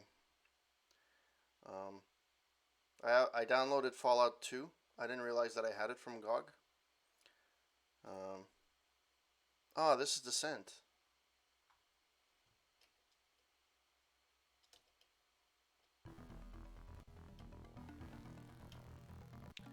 Too bad Kenny's not here. He would, he streamed this already.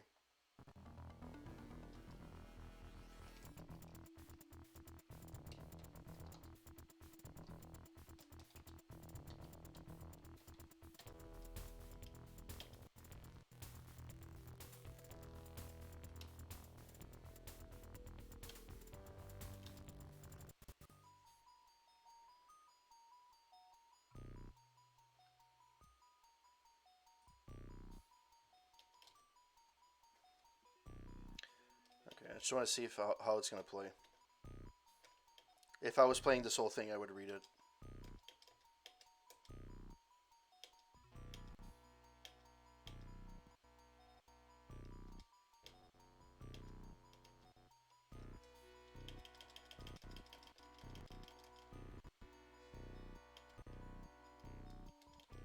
Why can't I?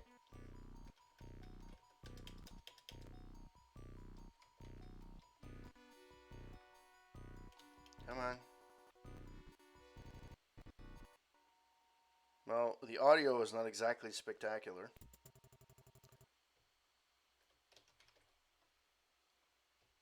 Well, this is playing atrociously bad.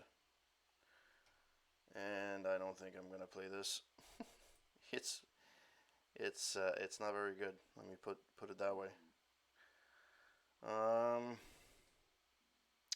Scrabble Deluxe Edition. Come on. Nothing spells fun. Unreal, SEAL Team, Narco Police, Die Hard.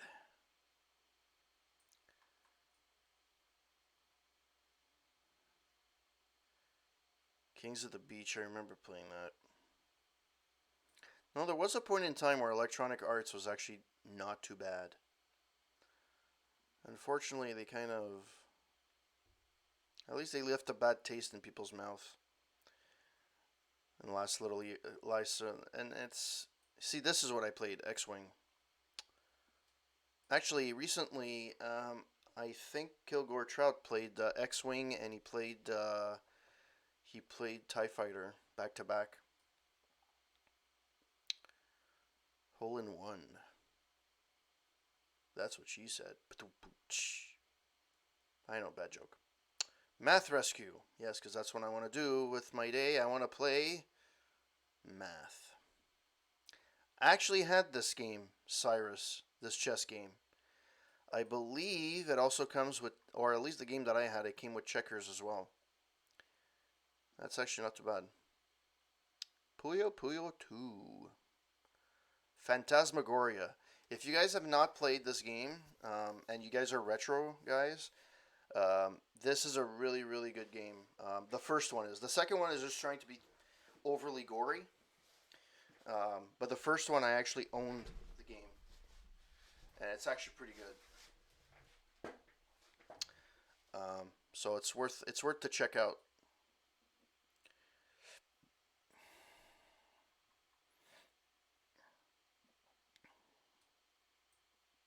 Transport Tycoon.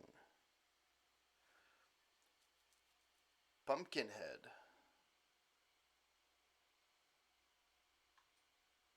Did I miss it?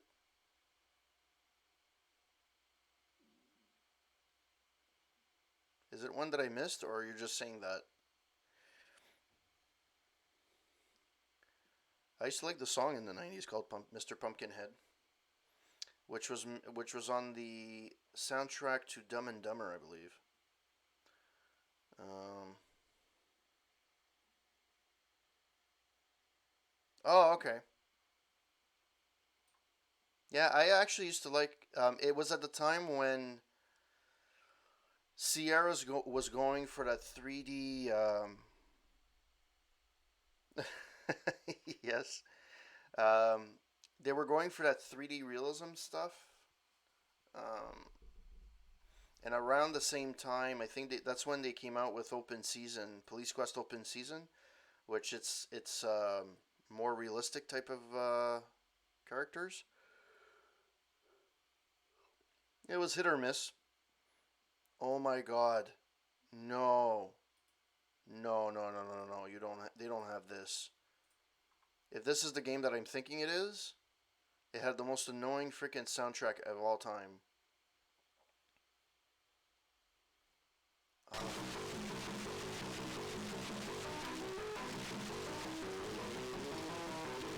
Uh, Obviously, it's not. The audio's not working very well, so I will refrain you from actually listening to that. Um, it just sounded distorted as well, but it was this the soundtrack was really really bad. Um,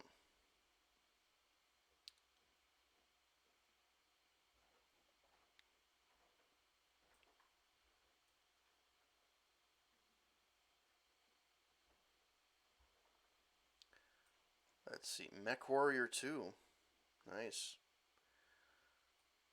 Um, I'm trying to see how many freaking is it loading? Okay, I'm trying to see how many games I can see in this thing. It's insane. Super Jeopardy, which I'll never freaking play because I suck balls at that. Who Framed Roger Rabbit, the soccer team manager. A lot of people love these types of manager games.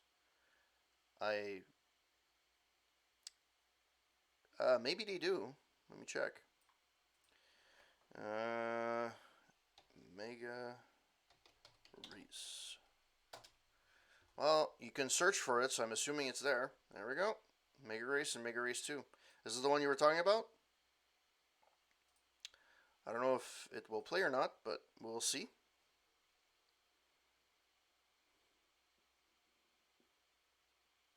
Wow, it's freaking huge. Came out in 1993. Developed by Cryo Interactive Entertainment. Software Toolworks Inc.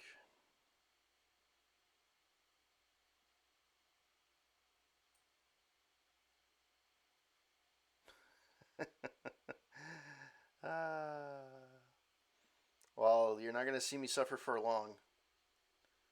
But yes, it was a game for the 3DO, DOS, and Sega CD. And the review for this game, there is only one. I was really hoping to play this game, and it takes a bit to load, which I expected. Once it finishes, it loads DOSBox, but then states that the D drive needs to be mounted. It would be great if this could get fixed. This was like 4 years ago. If this, so this is not gonna work. It's broken, unfortunately. All right, so let's go back. If I can go back.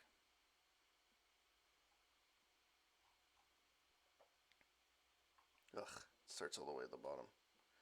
Starts all the way. Oh, maybe not. It looks like it's different games that I looked at initially. So let's continue watching these games. The Games Winter Challenge.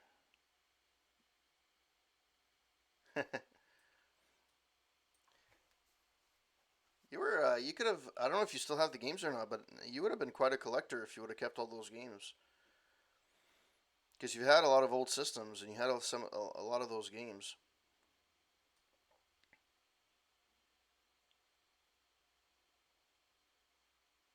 Gremlins 2.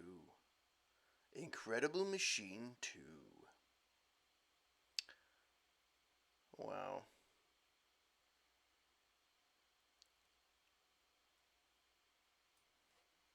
This is actually pretty cool. The fact that I can go and, for nostalgia reasons, it's actually pretty sweet. Yeah, some of the games are not really, playable, to be honest. But, I mean, it is an emulator, so. I never could get into King's Quest. I don't know. I got into Police Quest. I got into Space Quest. I never could get into King's Quest. I just found it way too complicated for no apparent reason. Then again, Police Quest can get pretty freaking annoying at times. Um, Case in point, I didn't actually finish Police Quest 4 for that exact reason. Oh, I remember this game. Holy shit! If this plays, it will knock your socks off.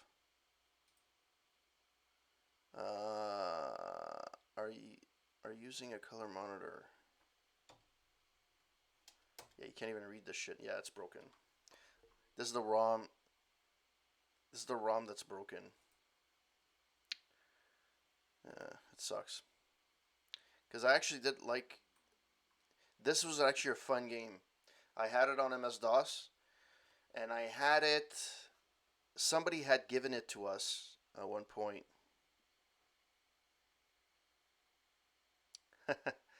um, the good news is that's only in the first one. The second one has you don't drive to the areas. It's an animation when you're going from one place to the other. However, don't ever forget to do something because it's going to cost you big time. But if you're interested, I actually have the playthrough of Police Quest 1 and 2 in my collections. Um, they're not super long games, but if you're interested, uh, why would I play Ninja Gaiden on a keyboard? Why? Uh, this is the game. So at one point I got to a certain point where I had to do something at somebody's house when I was talking to them, and I forgot to do it. And you end up doing the story to realize that in order to continue, I needed to do something in the other, and I had to go back and I lost like an hour because that house alone, figuring out what to do, took me forever. That's what's super frustrating about that game.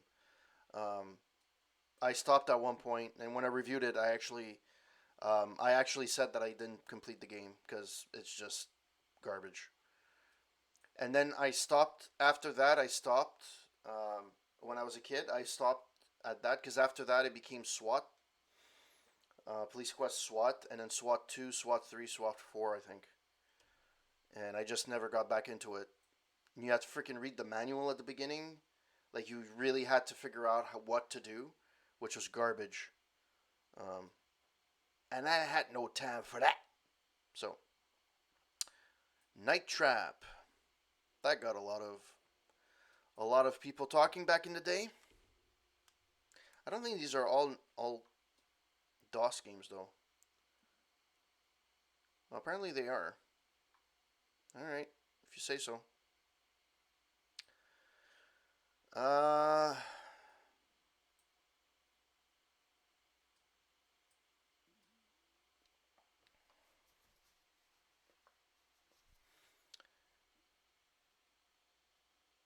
so when you guys were growing up, or I don't know how old you guys are.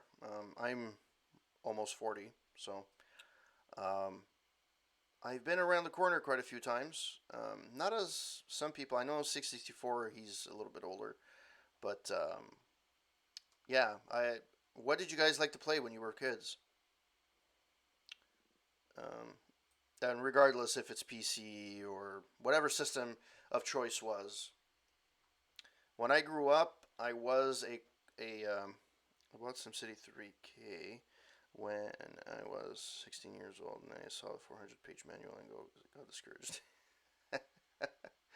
Yeah, some games end up doing that. The SimCity 3000 is actually not that bad. I never read the manual and I was fine. In fact, I was thinking of playing that at one point. I did play it, but I don't remember if I streamed it or not. So I'm gonna do that again. Bah humbug. WWF Arena WrestleMania, the arcade game. That's a tough game. PC and Amiga was Max's stuff, like Sim Life, Sim Earth, City 2000. C64 text adventures like Hobbit, Eureka, Rock and Wrestle. Well, my first machines were NES and Genesis, but mainly the Sonics and platformers. Mostly back then, I think. Didn't have a PC. Yeah, so my first gaming console was the ColecoVision, which my brother bought, and for years we played Donkey Kong with our eyes closed. It was pretty intense when we would play. Um, and then I had my uncle that came in, and I think I showed this on my podcast on Friday.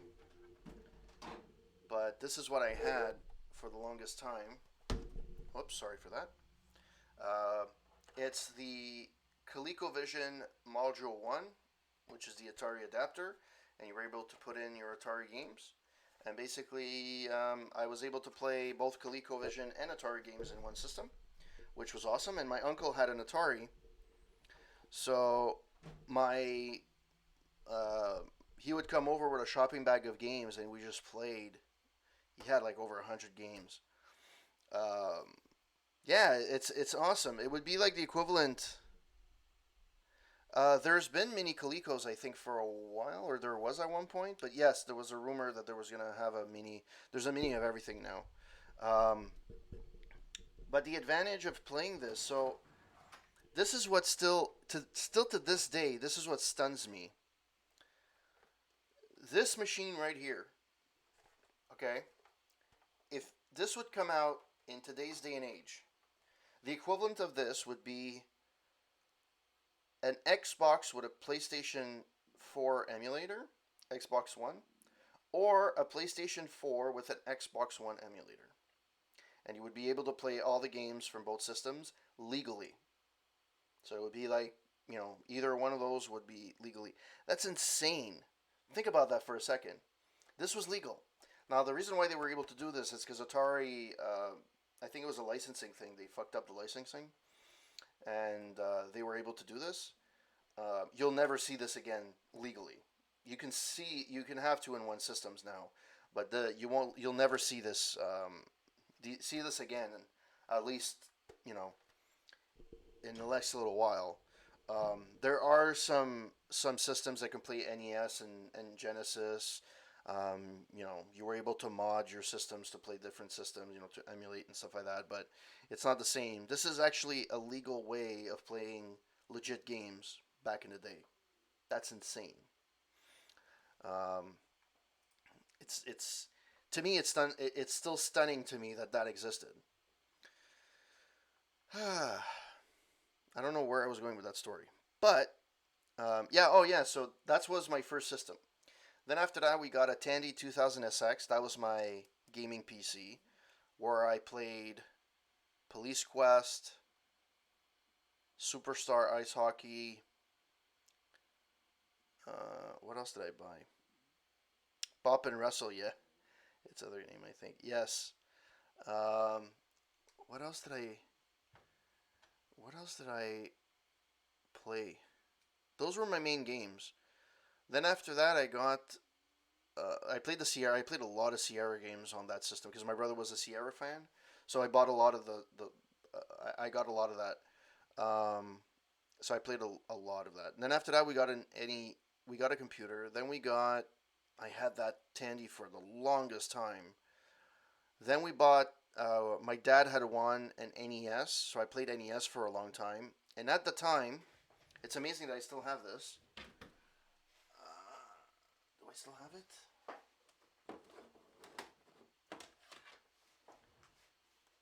This is the. this is a multi-cart back from the 90s, which I still have. It still has the list of. It's super small. Even I can't read it. It has the list of all the games in the back. I guess it's this way. No, it's this way. And this was 168 in one. It's a multi-cart. These were kind of illegal at the time, and it's even shaped slightly different from the actual Nintendo cartridge. And this was illegal, but I ended up getting it because one of my neighbors used to work at the factory that used to make these. They used to make Nintendo carts, and I had them. They were illegal, but hey. So I had a big library of Nintendo games, but I never actually owned a lot of the big Nintendo games. The only ones I really ever owned was Mike Tyson's Punch Out, Racket Attack, Bases Loaded, Paperboy, and Super Mario 1 and 3. Everything else was played on a multi-cart, which is stunning. And they still sell multi-carts today. You can still get them. This one is readily available on Amazon. I don't know how it's legal. Because these are all... They're not exact replicas of the exact games. These are like beta versions of the game. So some of them have... Yeah. These are kind of beta versions of the games. So there's glitches here and there. Like Donkey Kong doesn't have the splash page that says Donkey Kong. You just have the choice of the players. Stuff like that, like little things. The game is essentially there. It's missing some stuff. Um, so yeah. So then I have that. Then after that I have Sega Genesis, and at around the same time I got my 486 PC. And then I started getting back into PC gaming. So I got into Doom, Doom 2, Heretic, Hexen, um, the later Police Quest games. And back then there was no DRM, right? So I was able to ask my buddies for copies of a lot of shit, and they weren't copy protected. So, um, The Hunt for Red October. Look at those graphics. Spectacular. Look at that. Huh? Nothing says spectacular like that. Arnie 2. That's nice.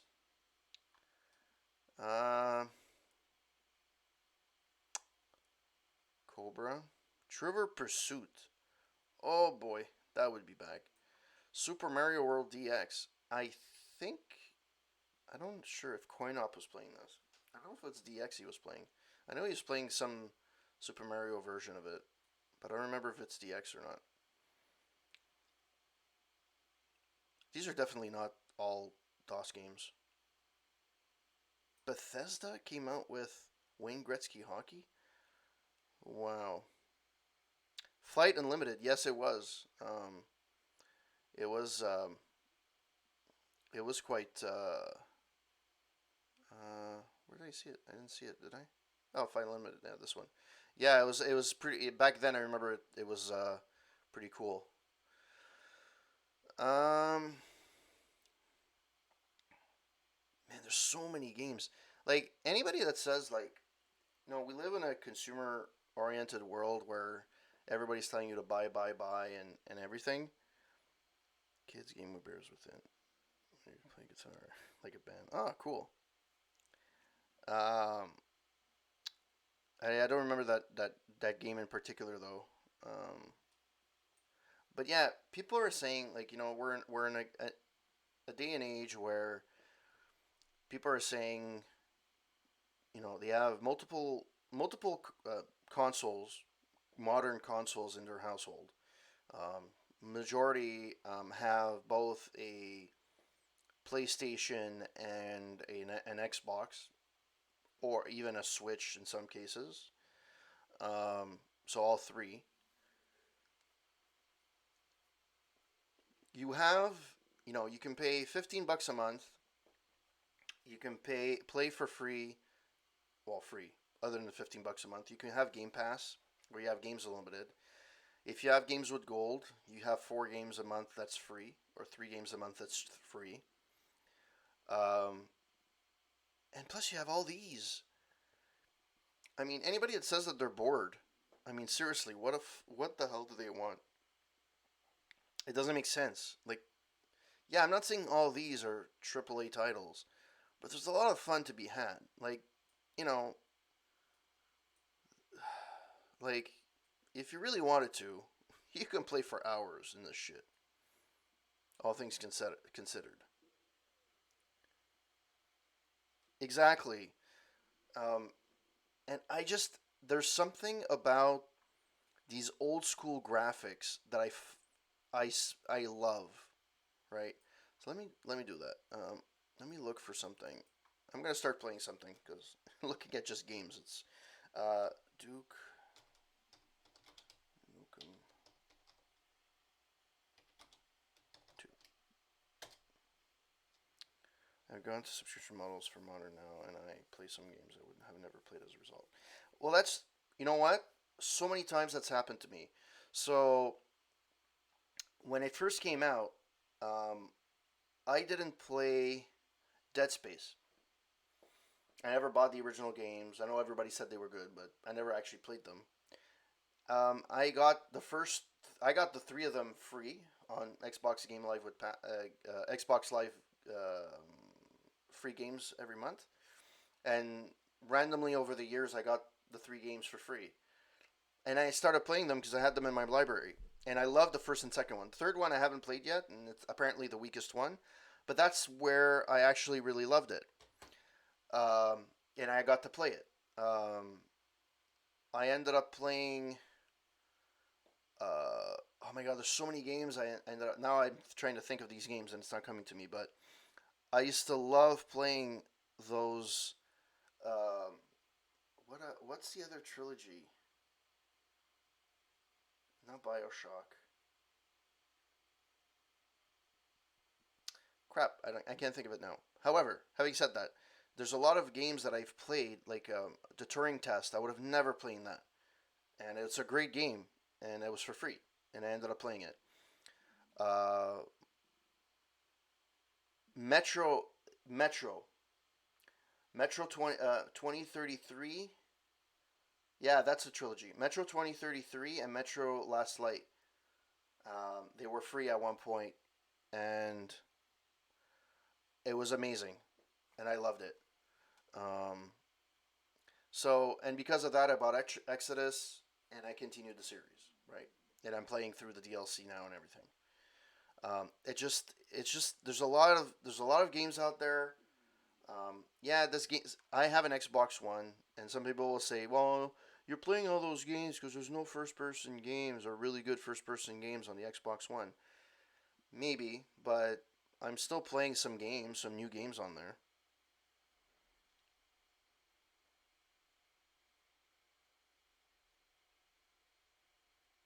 Oh, you know, having to think about doing this back in the day, um, like the tools you have available to you.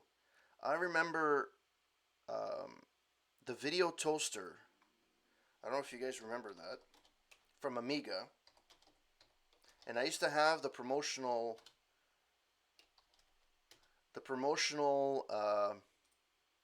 video. Origin Basic, month 105. Yeah, I have Game Pass myself, so I buy the Xbox Game Pass because I don't have the PC really to play modern games, and that's what I play, and that's it. But yeah, that's for $3.99 a month. You know, um, subscription model. Even if you pay all for all the subscription models at $30, you pay one game.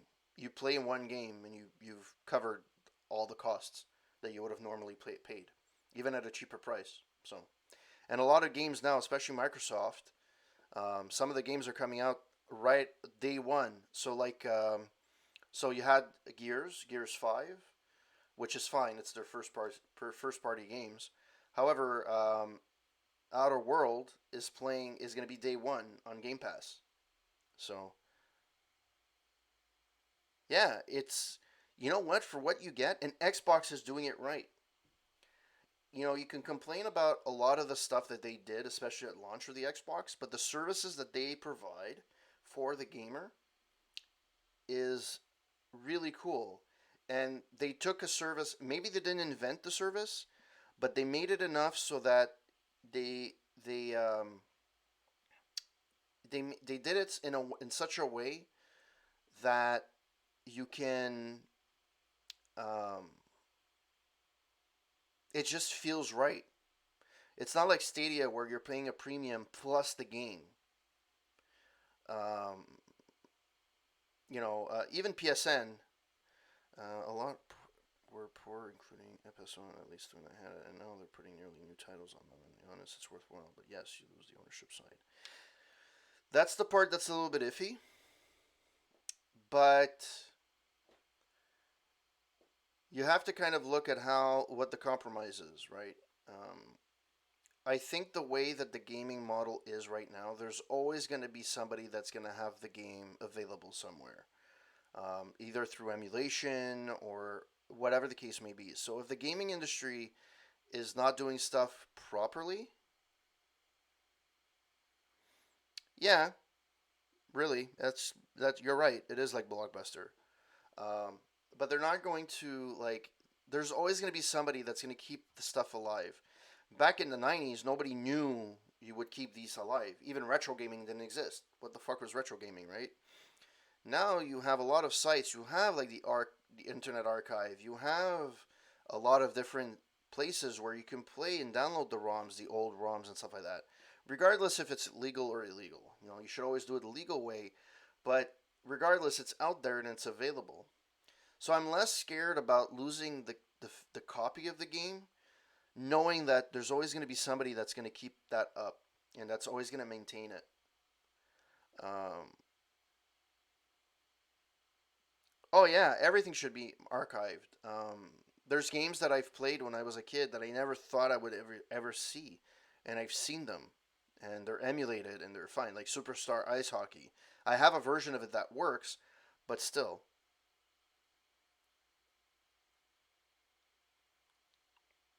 yeah, I agree. That's the model I like.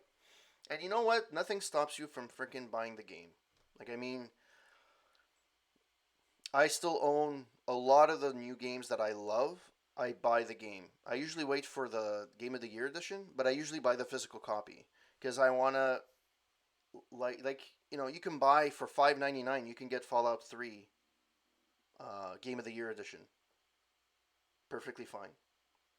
Um, and I have the game, but I have the original game, and I never bought the DLC initially, so I don't have ownership of that. But still, it doesn't matter, right? Yes. You know what? I still have. I think I still do. I still have the old Xbox magazines where I used to have a demo disc every month. I just can't play them. But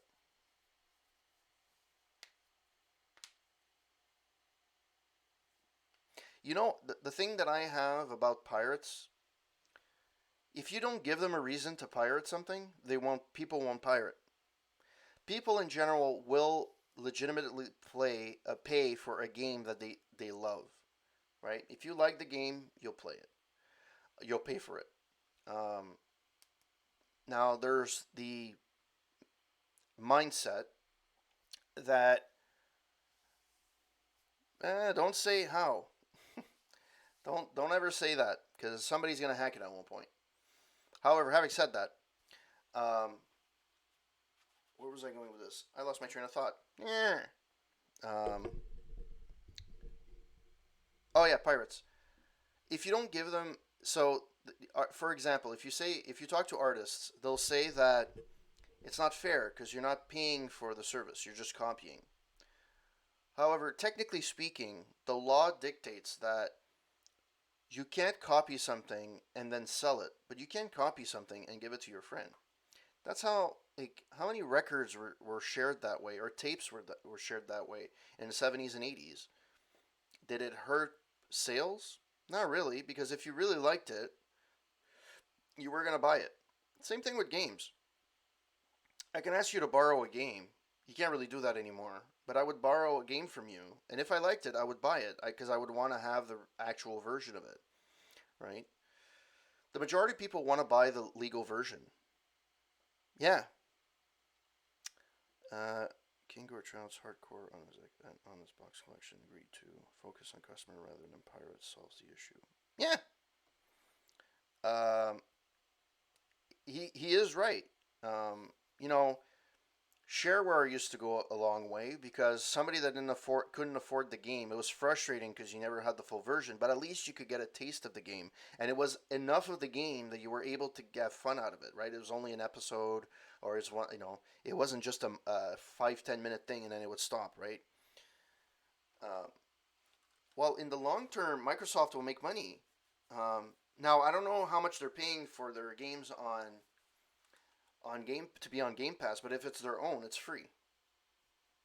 Essentially, you're paying $10 a month to, or 15, 16.99, 15.99 if you get the ultimate one. But all things considered, yes. But the thing is, Microsoft has an amazing advantage over all other gaming companies, even Nintendo. They have the PC market. Nobody else has the PC market. They have every advantage to have their games sold on the PC. They tried it with games for Windows and stuff like that, which was somewhat of a success or flop depending on how you look at it. But at the end of the day, they have essentially two consoles in the PC and the Xbox One. Eventually, both, I have a feeling, will be merged. Maybe not next generation, but the generation after for sure, both of them are going to be merged. You're going to be buying a PC that's like 8K ready, and that's going to be, top of the line for $500, and all it is, it's a gaming PC, and it's a PC. You'll be able to use mouse and keyboard, use your browser, download games, and when it gets to that, I don't think PlayStation will go that route, and I don't ever think Nintendo's going to go that route. Nintendo, their biggest hindrance is the fact that um, they're just cheap on the hardware. Not that it really matters for them; they really don't care. Their games don't really have to run, but it's kind of a shame when you're playing The Witcher on Xbox, and then you want to play it on the go, and it doesn't look as good. Stuff like that.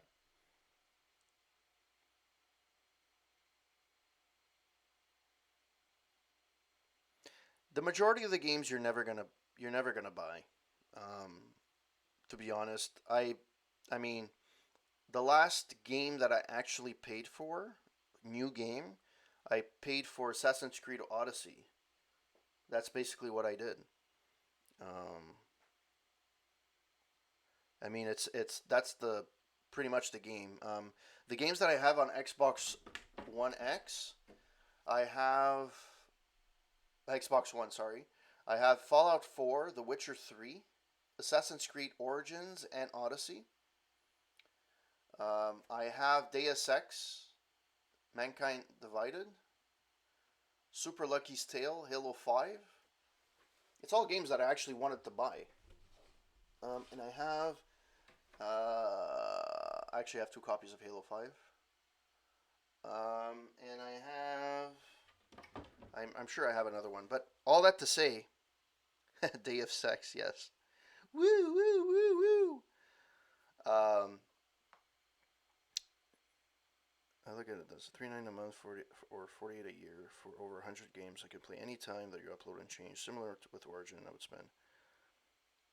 Exactly. It's a consumer market. You have no reason to pirate the games. That's the point I was getting into. Is you don't have any need to actually um, to pirate the game because the game is available to you for a flat rate. It's the Netflix of gaming. And to me, like the way I some people say, oh, I don't know if I'm going to pay Netflix or not, or even now, whatever, the Disney Channel that's going to come out in November, or Hulu or whatever. But at one point, you're like, how much TV do I actually watch, and how much of it is worth it? So if I watch, I don't know, I watch 3, 4 movies, it pays for the monthly subscription per month. Um, for me, games, I play games on a regular basis. Hell, I stream, right? But for me, it's worth it. I don't pay that for that many games, to be quite honest. A lot of the games that I play are older games for the most part. Um, the newer games, a lot of them I can play them out of the box um, on Game Pass. They have amazing first party games on there. Why the hell would I buy for anything else? And on top of that, the advantage the Xbox has over PC, for example, you don't have to wait a year to get a game that would only be that Steam would only get in a year because Epic Game Store is having it for a year, right? I don't have that so far right now. I don't have that competitiveness. I get the game and I get the game. It plays on my Xbox. That's fine. I'm still playing it. My streaming Xbox is my original Xbox, and it still plays well. I mean, I'm fine with that. And when the next game comes out, that's fine. Yeah, that's always a solution. Not everyone can afford games. Most people can afford a few pounds. For example, like me in corporate, it's a mixed bag. I understand his argument as an older games to hold and have the title you buy, but I have also seen games like WWE games on modern systems literally shut their servers for the past year's release, so I lose all of the content. It's that reason why I'd rather not pay full price anymore because you can a year full experience. That's the competition access to games my broadcaster had, not so much. But you're right though, but at the same time, it's the nature of the games that have changed too. Before, games that would release on a cartridge were sandbox games. You didn't have it connected to the internet. This is what you got. You didn't have a day one patch. You didn't get anything else. This is what you got. Nowadays, everything has a patch. Everything is in the last 3, 4 years has a multiplayer aspect to it. I'm not a multiplayer player myself. I personally love to play the single player, as you can see on my streams. Rarely do I play a Call of Duty or a Battlefield or anything of the sort. I like to play the games that are single player. Witcher 3, um, Dead Space. Now I'm playing Bioshock. Like it's story driven games that it's single player and I play at my own leisure. And to me, it's like for me it's like playing a movie and I'm playing a saga. I'm playing a Game of Thrones type of thing. Um,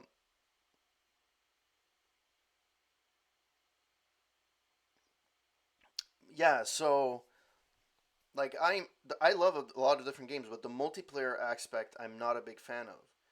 But I mean, nothing stops you from playing the single player mode in 10 years, like Halo 5 or Halo 4 or Deus Ex or any game that has a single player aspect to it. Nothing stops you from playing. Just you won't get any updates for any patches. You may have to go to third parties or whatever, right? But in any case, it's for me that's where I play most of my games. Platformers, you know, there's an aspect to. Let's say the best example I can give you is I bought Super Mario Maker 2 on my Switch. Yes, there's an online component where you can play, everybody's going to play with their content and play with their own levels. However, the most important part of the game for me is being able to build my own levels. Yeah, it's fun for other people to try it, but it's fun to actually create your own and play, have those created. It's fun. It's an aspect that's fun. You don't need to be online for that. Yeah, it's fun for other people to play, but there's always going to be a way of there's going to be private servers at one point. Some if the game is big enough, like Fallout 76, it's going to die at one point. It's not going to be there in 10 years. Hell no. However, if they open it up, and they have personal servers. Now they're going to create private servers starting in November, I believe. So I think the actual DLC has been delayed, but the actual you'll be able to play mods and you'll be able to play on closed servers starting in November. That's amazing for me. I hated the multiplayer aspect. I hated the fact that you had to play survival mode. I hated the fact there's no mods. Um, but a lot of people love that game for that reason. I just don't. I found that they stripped down everything that I liked about Fallout. The whole idea of a single player, you're a lone guy, a lone wanderer, walking in the wasteland, and they destroyed that whole idea just because they wanted to jump on the multiplayer bandwagon. That's the only reason they wanted to do it, and they failed miserably. It may improved.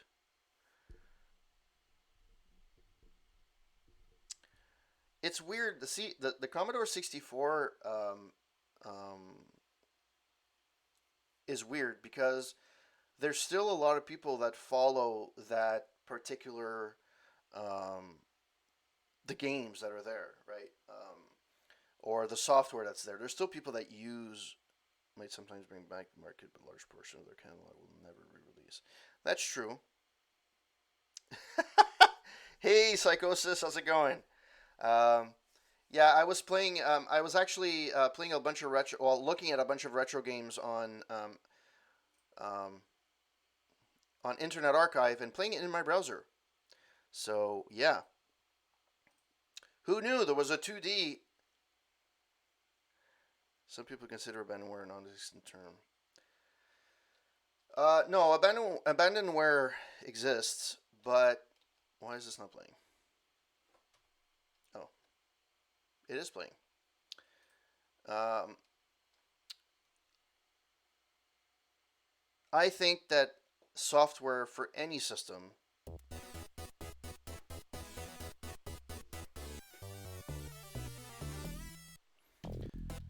Oh, game options.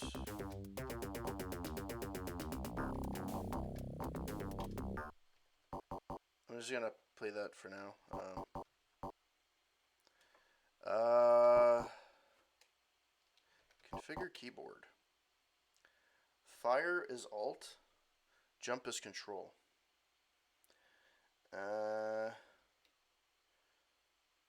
Fire should be Z. And jump should be Shift.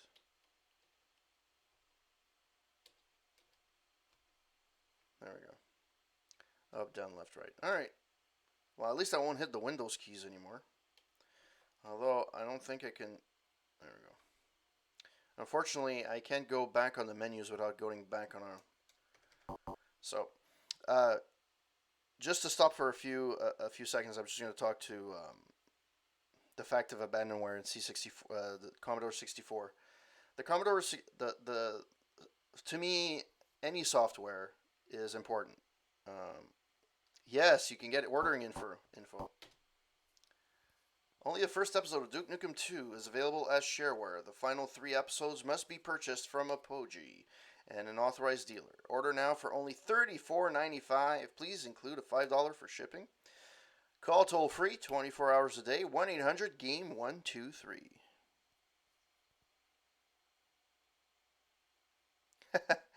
um, the thing is, all software is, I think, important. Just as important as, you know, I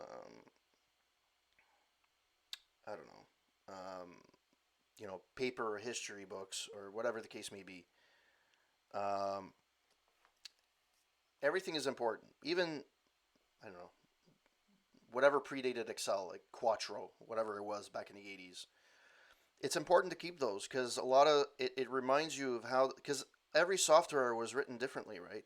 Software written in the 1980s were, it was essentially machine code, right? You were developing on Fortran and stuff like that. It was, you had to manage your own memory and you had to make sure that everything was working fine. Um, People have lost that thought process. Anybody that programs nowadays, hey PK, thank you for the host, really appreciate it. Um, a lot of the new programmers, because memory is not an issue anymore, right? A lot of people forgot how to program efficiently. Gaming companies are efficient. Shows have been lost time, and they do not want it happening to game history. So gathering as much stuff as possible, etc. Is trying to capture as much as possible. Yeah, um, yeah. How many movies got lost? How many episodes of TV shows were lost um, because of fires or whatever? And now with the digital age and redundancy, there's no reason for you to do that. And I'm kind of happy that the retro gaming thing happened now, right? Um, People are reviving some games. Like, how many people honestly remembered that Duke Nukem was a 2D side scroller?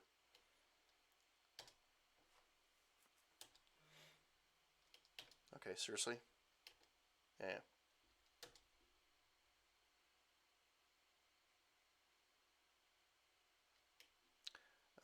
Come on. I don't want.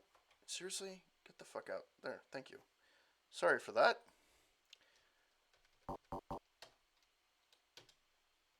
Let's start a new game, buddy.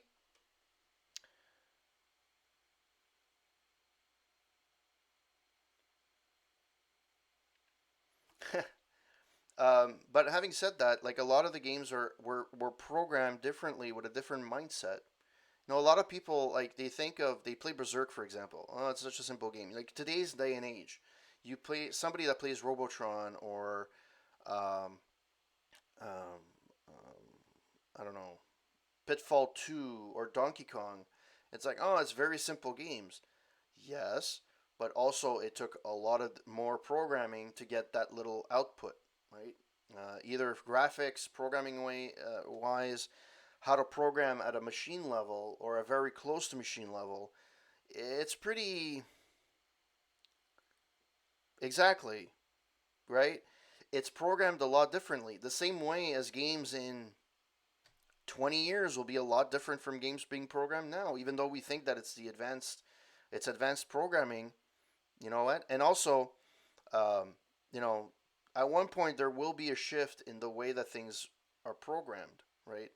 Um, we've been on the same architecture essentially for since the beginning of time. It's a sequential architecture. It's not quantum. And programming languages are usually scripted or object oriented, but they run in a similar fashion in the sense that it runs top to bottom and it runs to code. But there is another type of programming language called functional programming language, and it's it could run on regular architecture, but it's not built for that. Basically, it runs all the code at the same time instead of it just expands it and it goes down. So it's very quick. So for example, for those of you who are programmers, um, if you do bubble sort or quick sort is probably the more common one. It takes only a certain amount of time if you do it in Java, if you do it in whatever. But if you do it in functional programming languages, I'll take one from the you can you have Haskell, you have um, the one for AI, which is it's mostly functional, but it's also sequential at the same time, procedural. Um, you can do the quick sort in a fraction of a second, so it runs stuff a lot quicker. And quantum computing hasn't been really accessible now for the consumer market. We're still running on the same architecture as we have forever. Nobody's really come out with anything. Once that starts coming out, and we have different architecture for our gamings and stuff, a lot of stuff is going to come out that's going to blow our minds. It just has to happen, right? So that's why, you can tell me in 5, 10 years, games will be so different from what they're being right now. We're still running. I mean, Call of Duty is Call of Duty. It's been the same Call of Duty for the last 10 years. Yeah, the graphics got slightly better, but we got better storage and better processing. Yeah. Um, I mean, I took AI at one point um, in university, and that was really interesting. It was freaking tough, but it was really cool what you can do. And the gaming industry eventually is going to get to that point. I'm going to use easy because I'm that kind of guy. Look at those graphics, spectacular. I'm ready, buddy. I don't know what I have to do.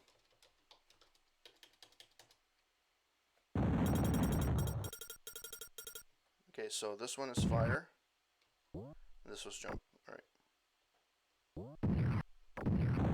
So this one has much better graphics than the other one. I think this one is still Apogee. I think.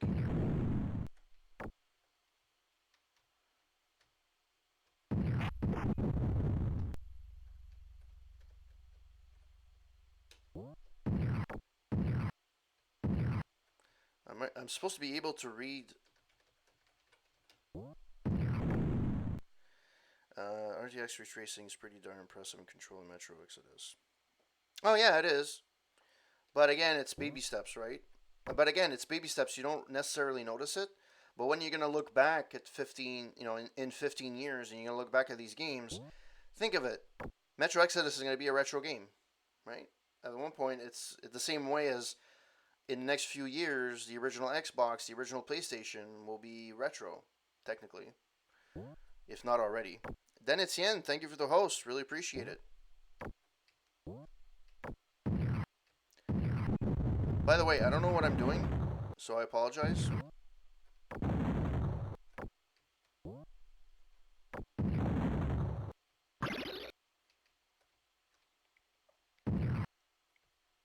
Thank God there's no timer.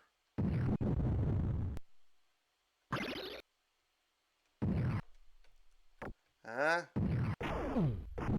Like, there hasn't been a revolution really since, in the same way as 2D when we went to 3D, like first person shooters. Like, for example, Duke Nukem is the best example, where we went from 2D to 3D. That revolution, we haven't had anything that way. There's been um, there's been virtual reality, but even then, you don't feel immersed. You're putting something on your head. Some of it is impressive, especially some of the new games. It's really impressive, but it's not really there yet. There hasn't been a revolution in gaming in a very, very long time, and I think that eventually it will um, come by. Why is my stream not? I apologize. I did not see your. It's not. Those times were insane. When 3D FX hit the market, it was mind blowing how you got better graphics that were faster. Well, yeah. I remember there was a point where you bought a PC, 6 months later, you had to buy a new one because nothing ran on it.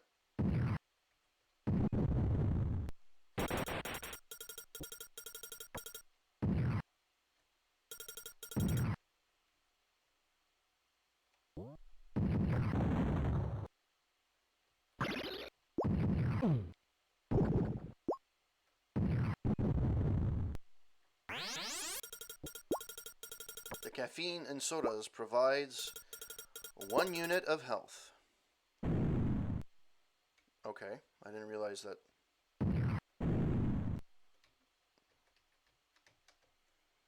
Not a gimmick in control though. It's pretty realized because the game is built around it. Pretty freaking astounding. Yeah, but it's not mainstream yet. So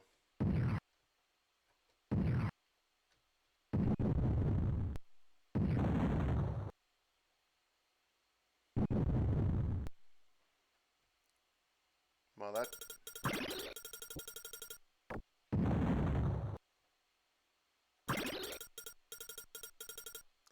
got the end. What's next? I don't know.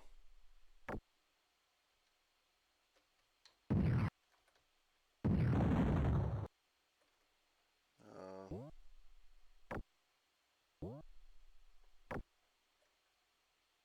oh Jesus Christ! You fucking have to know. You have to go up the stair. Like, seriously, does that look... Oh, it looks better on your screen. Because I'm playing on a big screen, and the pixels are really pixelated. The single most impressive PC upgrade in recent times is SSD. They allowed sluggish systems to Windows environments become better, price, performance, blah, blah, blah. Next is you. Control. Is that the one with the girl? Hey, Serenia, you're still here. You've been quiet. How do I... Really? Well, the mechanics of this are kind of broken, but sure.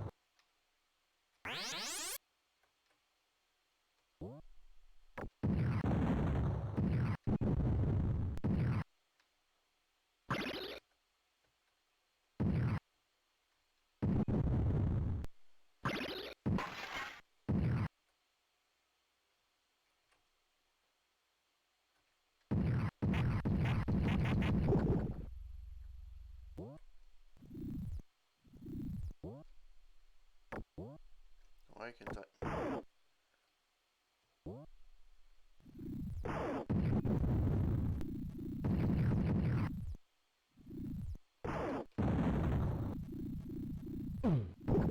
Really? Why did we see up that one? It's amazing seeing lightning shadow.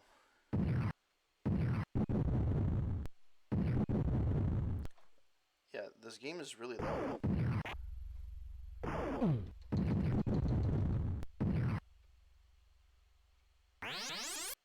Okay.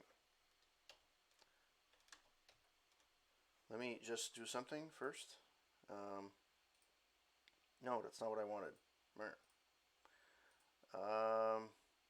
Lower the volume a little bit. So I'm sorry if it was a little too loud. I'm going to be continuing now. Let me know if it's too low or not. By the way, you guys have been making this the stream really, really fun. I really appreciate it. Thank you so much.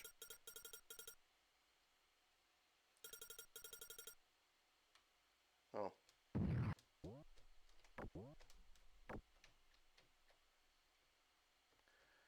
Oh. No, I don't want to quit.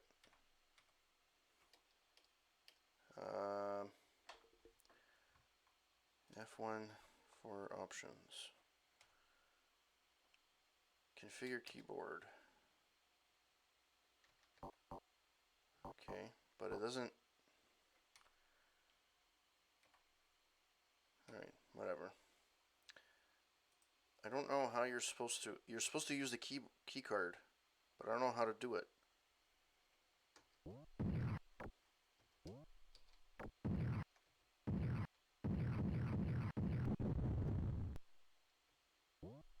Oh.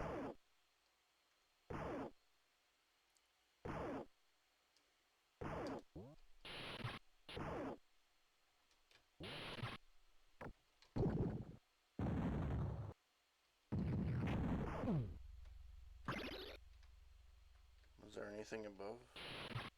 No, that's not what...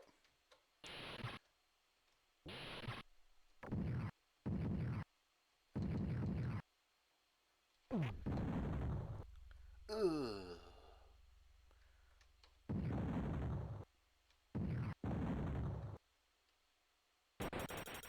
A rocket launcher is very... I don't even know how to switch my weapon. Alright.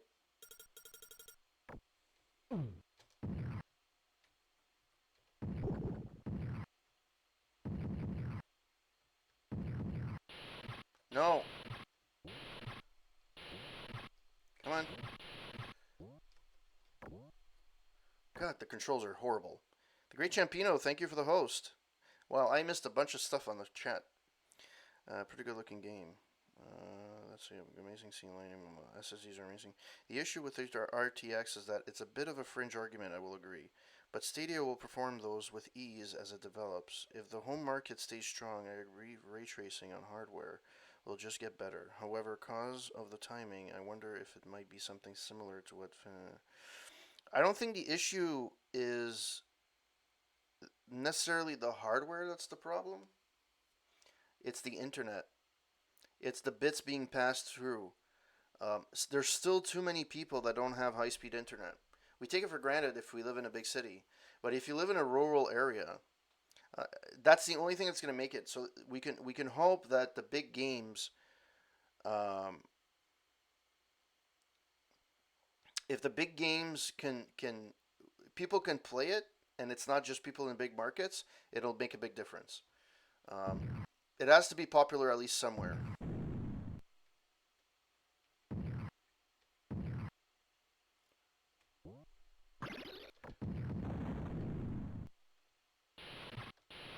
Oh, seriously?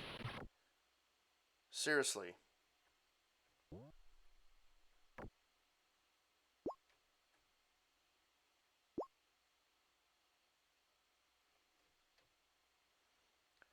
For fuck's sake, man.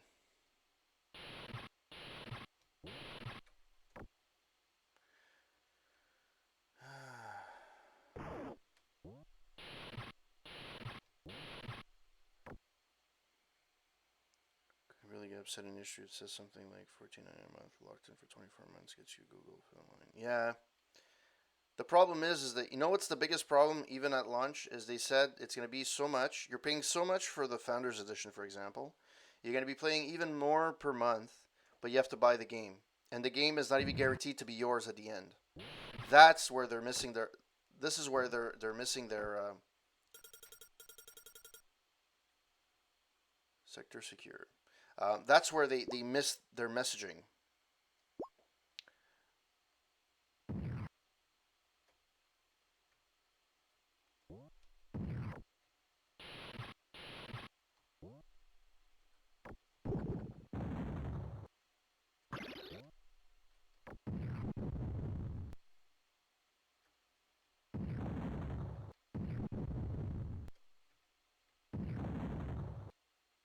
I didn't even realize you could do that. This is actually not that bad of a game, all things considered. It's better than the first one. Oh my god, how do you get on up there?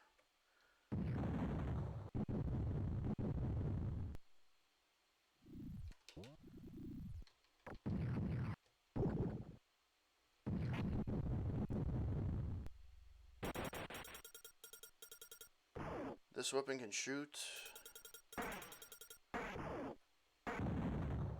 Oh, shit! I can kick everybody's ass. That's amazing. I don't know what any of these things do. I'll be honest with you, but Agreed Corp. Too risky. Google's track record. That's where that's where I find people. If Xbox would have done the same thing, people would have had a little bit more confidence. I'm not saying that much more, but I think that they're doing the right thing. I think they're going in the right direction in terms of Xbox, and I think they will manage. Where the hell did I go up before? Oh, I went up here. There we go. Oh, you can't go up there.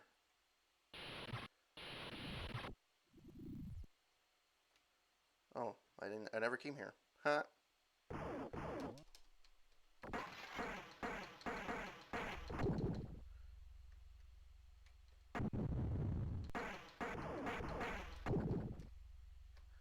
Where do I go? You're dead, Jim. Okay, let's go this way. Is there any way to go? There's something there, but I don't know.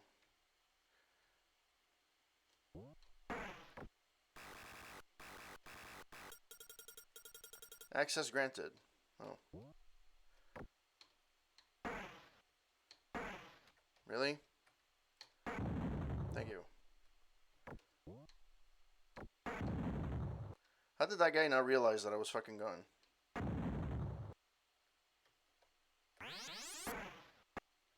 Alright.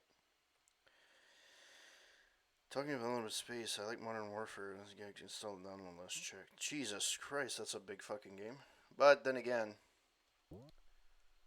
I'm starting to realize now I can store less and less games on my Xbox. The good news is at least you can put an external one inside. Why is this? I went back to my regular one? Why? Well, that sucks balls. Oh, shit.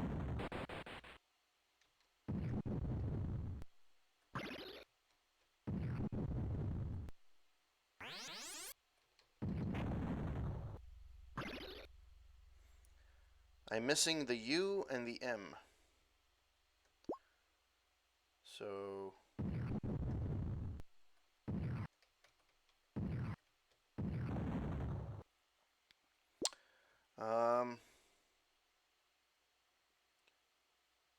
So, how do I get past this? Well, that was useful.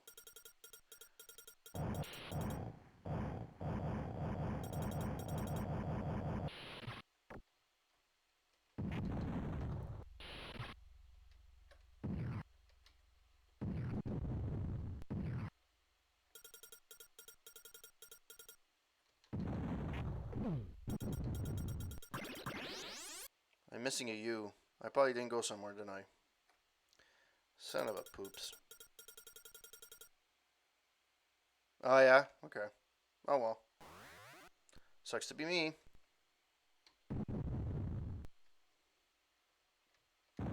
Oh, fuck off.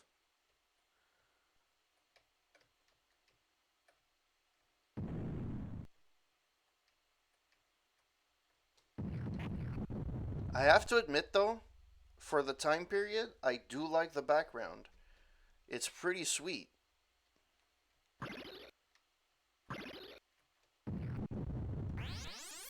Oh, that gave me... Okay.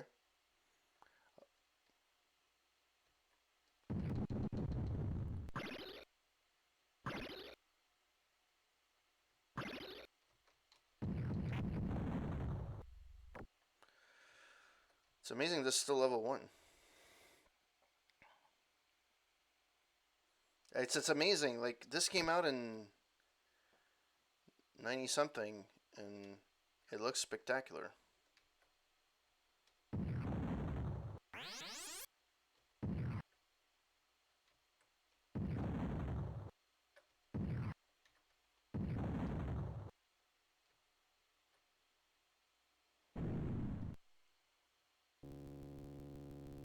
I got a secret bonus apparently. I'm pretty sure Xbox is going that way, as we've been going about Azure Cloud a lot. And if you look at how Flight Simulator works, there's nothing has been shouting I'm simmer. Yeah. Well, games are just gonna get bigger and bigger, right? It's just normal. C'est juste normal. It is only normal. By the way, I'm still stunned that I can play this game in a browser relatively well. And yes, game looks ace. Always something about some oldies. Looking forward to playing more along with this one.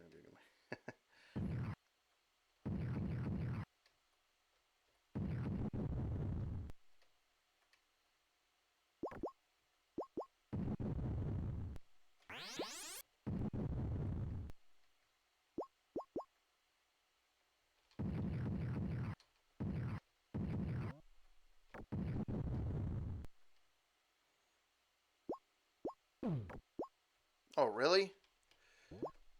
How do I fucking get rid of this shit?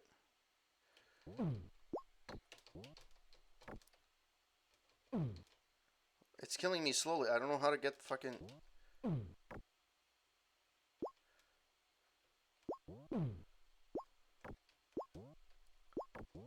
I can't shoot. She's gonna kill me. Huh. Oh, kill me already.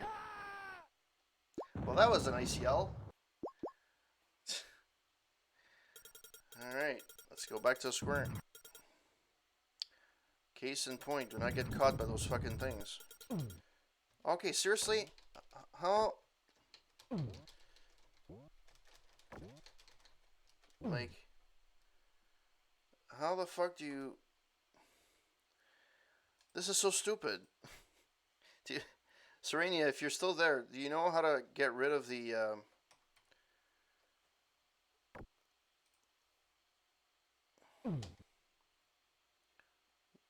Escape game, save, restore, toggle, help, music toggle, pause. Like,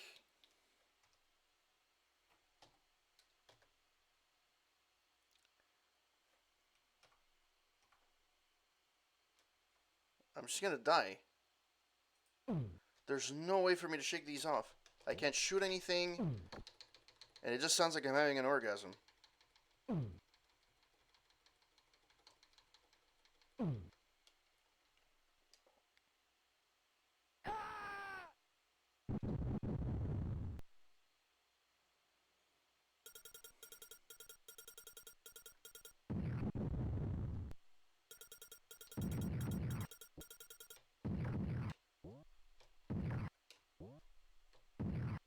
There has to be a better way of...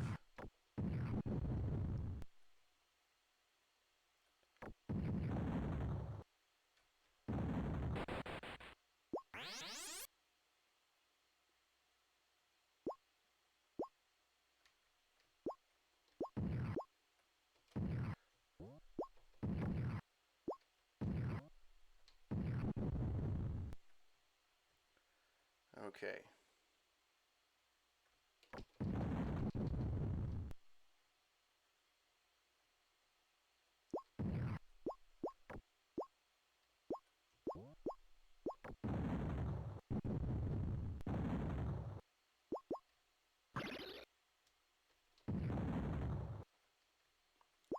I have to be really careful. Would you ever own an Ouya? It was kind of similar to the idea was good though. Um, it was along the lines of an OnLive, wasn't it? Just that it had supposed to have indie games. Um, I mean, I would have owned it. It just never worked out.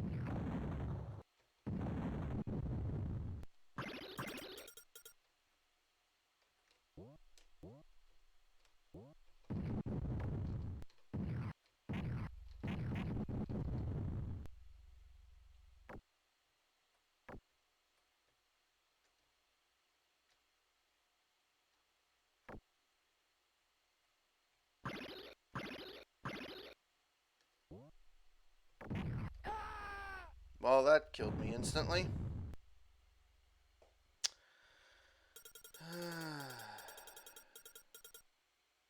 I don't own an Ouya. I don't own anything that's uh, that's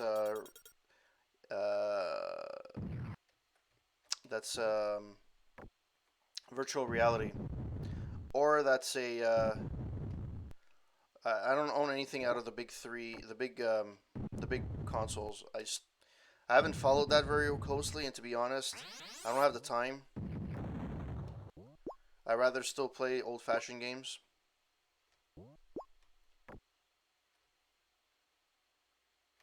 Ah, fuck off. Jesus Christ. Get the fuck away from me. Why are they doing that now? They're fucking leaving.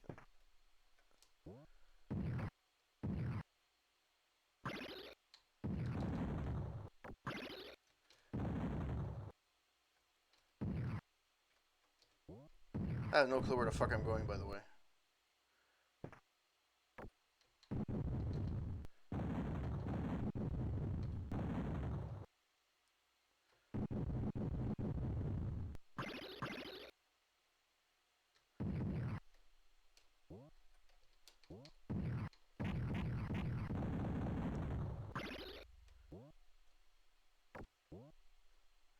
Hello?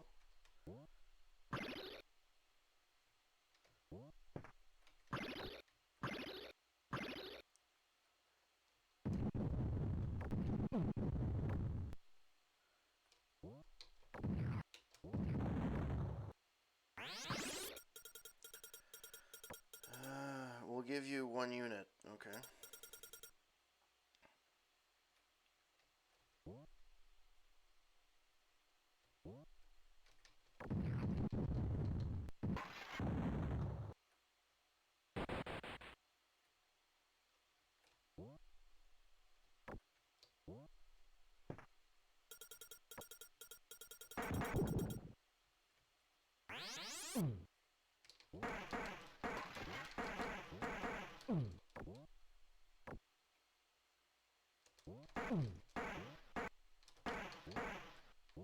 Why? Last time they let me go.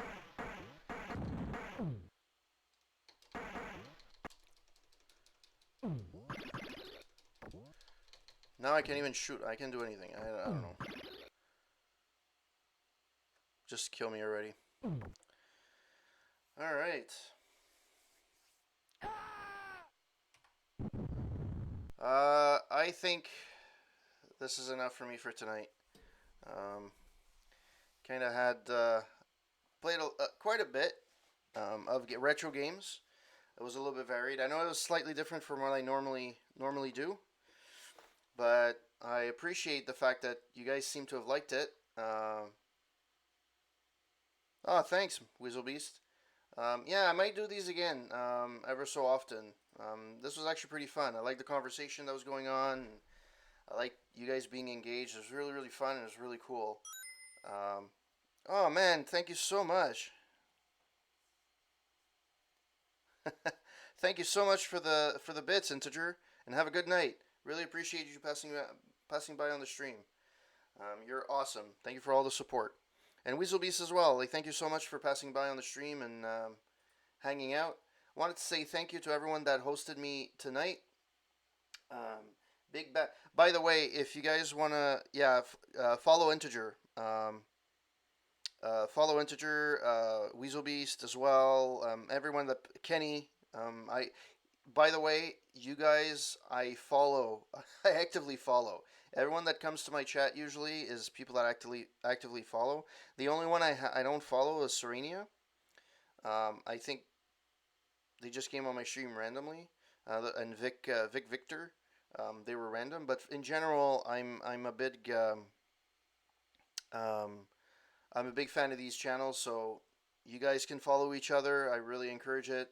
I'm not ashamed to say it. You guys made me what I am today, and I'm really appreciative. I wanted to thank Plotsky, Big Bad Bizarre Gaming, Overrider, Engineering Gaming Nerd, The Great Champino, Psychosis, Angry Gorilla. I'm hoping that I can. Angry Gorilla, Mr. Garp 1988, Integer, Gallows Adler, Dan Etienne, Got to Choose, Big Bag Bizarre Gaming again. Okay, well, I guess that was it. Thank you for so much. Integer, thank you very much for the bits. It was really, really cool. Oh, sweet. Well, thanks, Serenia, and thank you so much for passing by on the stream. I really, really appreciate it. You guys are awesome, and I love you. Um, Also, C64, he's probably gone, but thank you so much for the 150 biddies. Really appreciate it.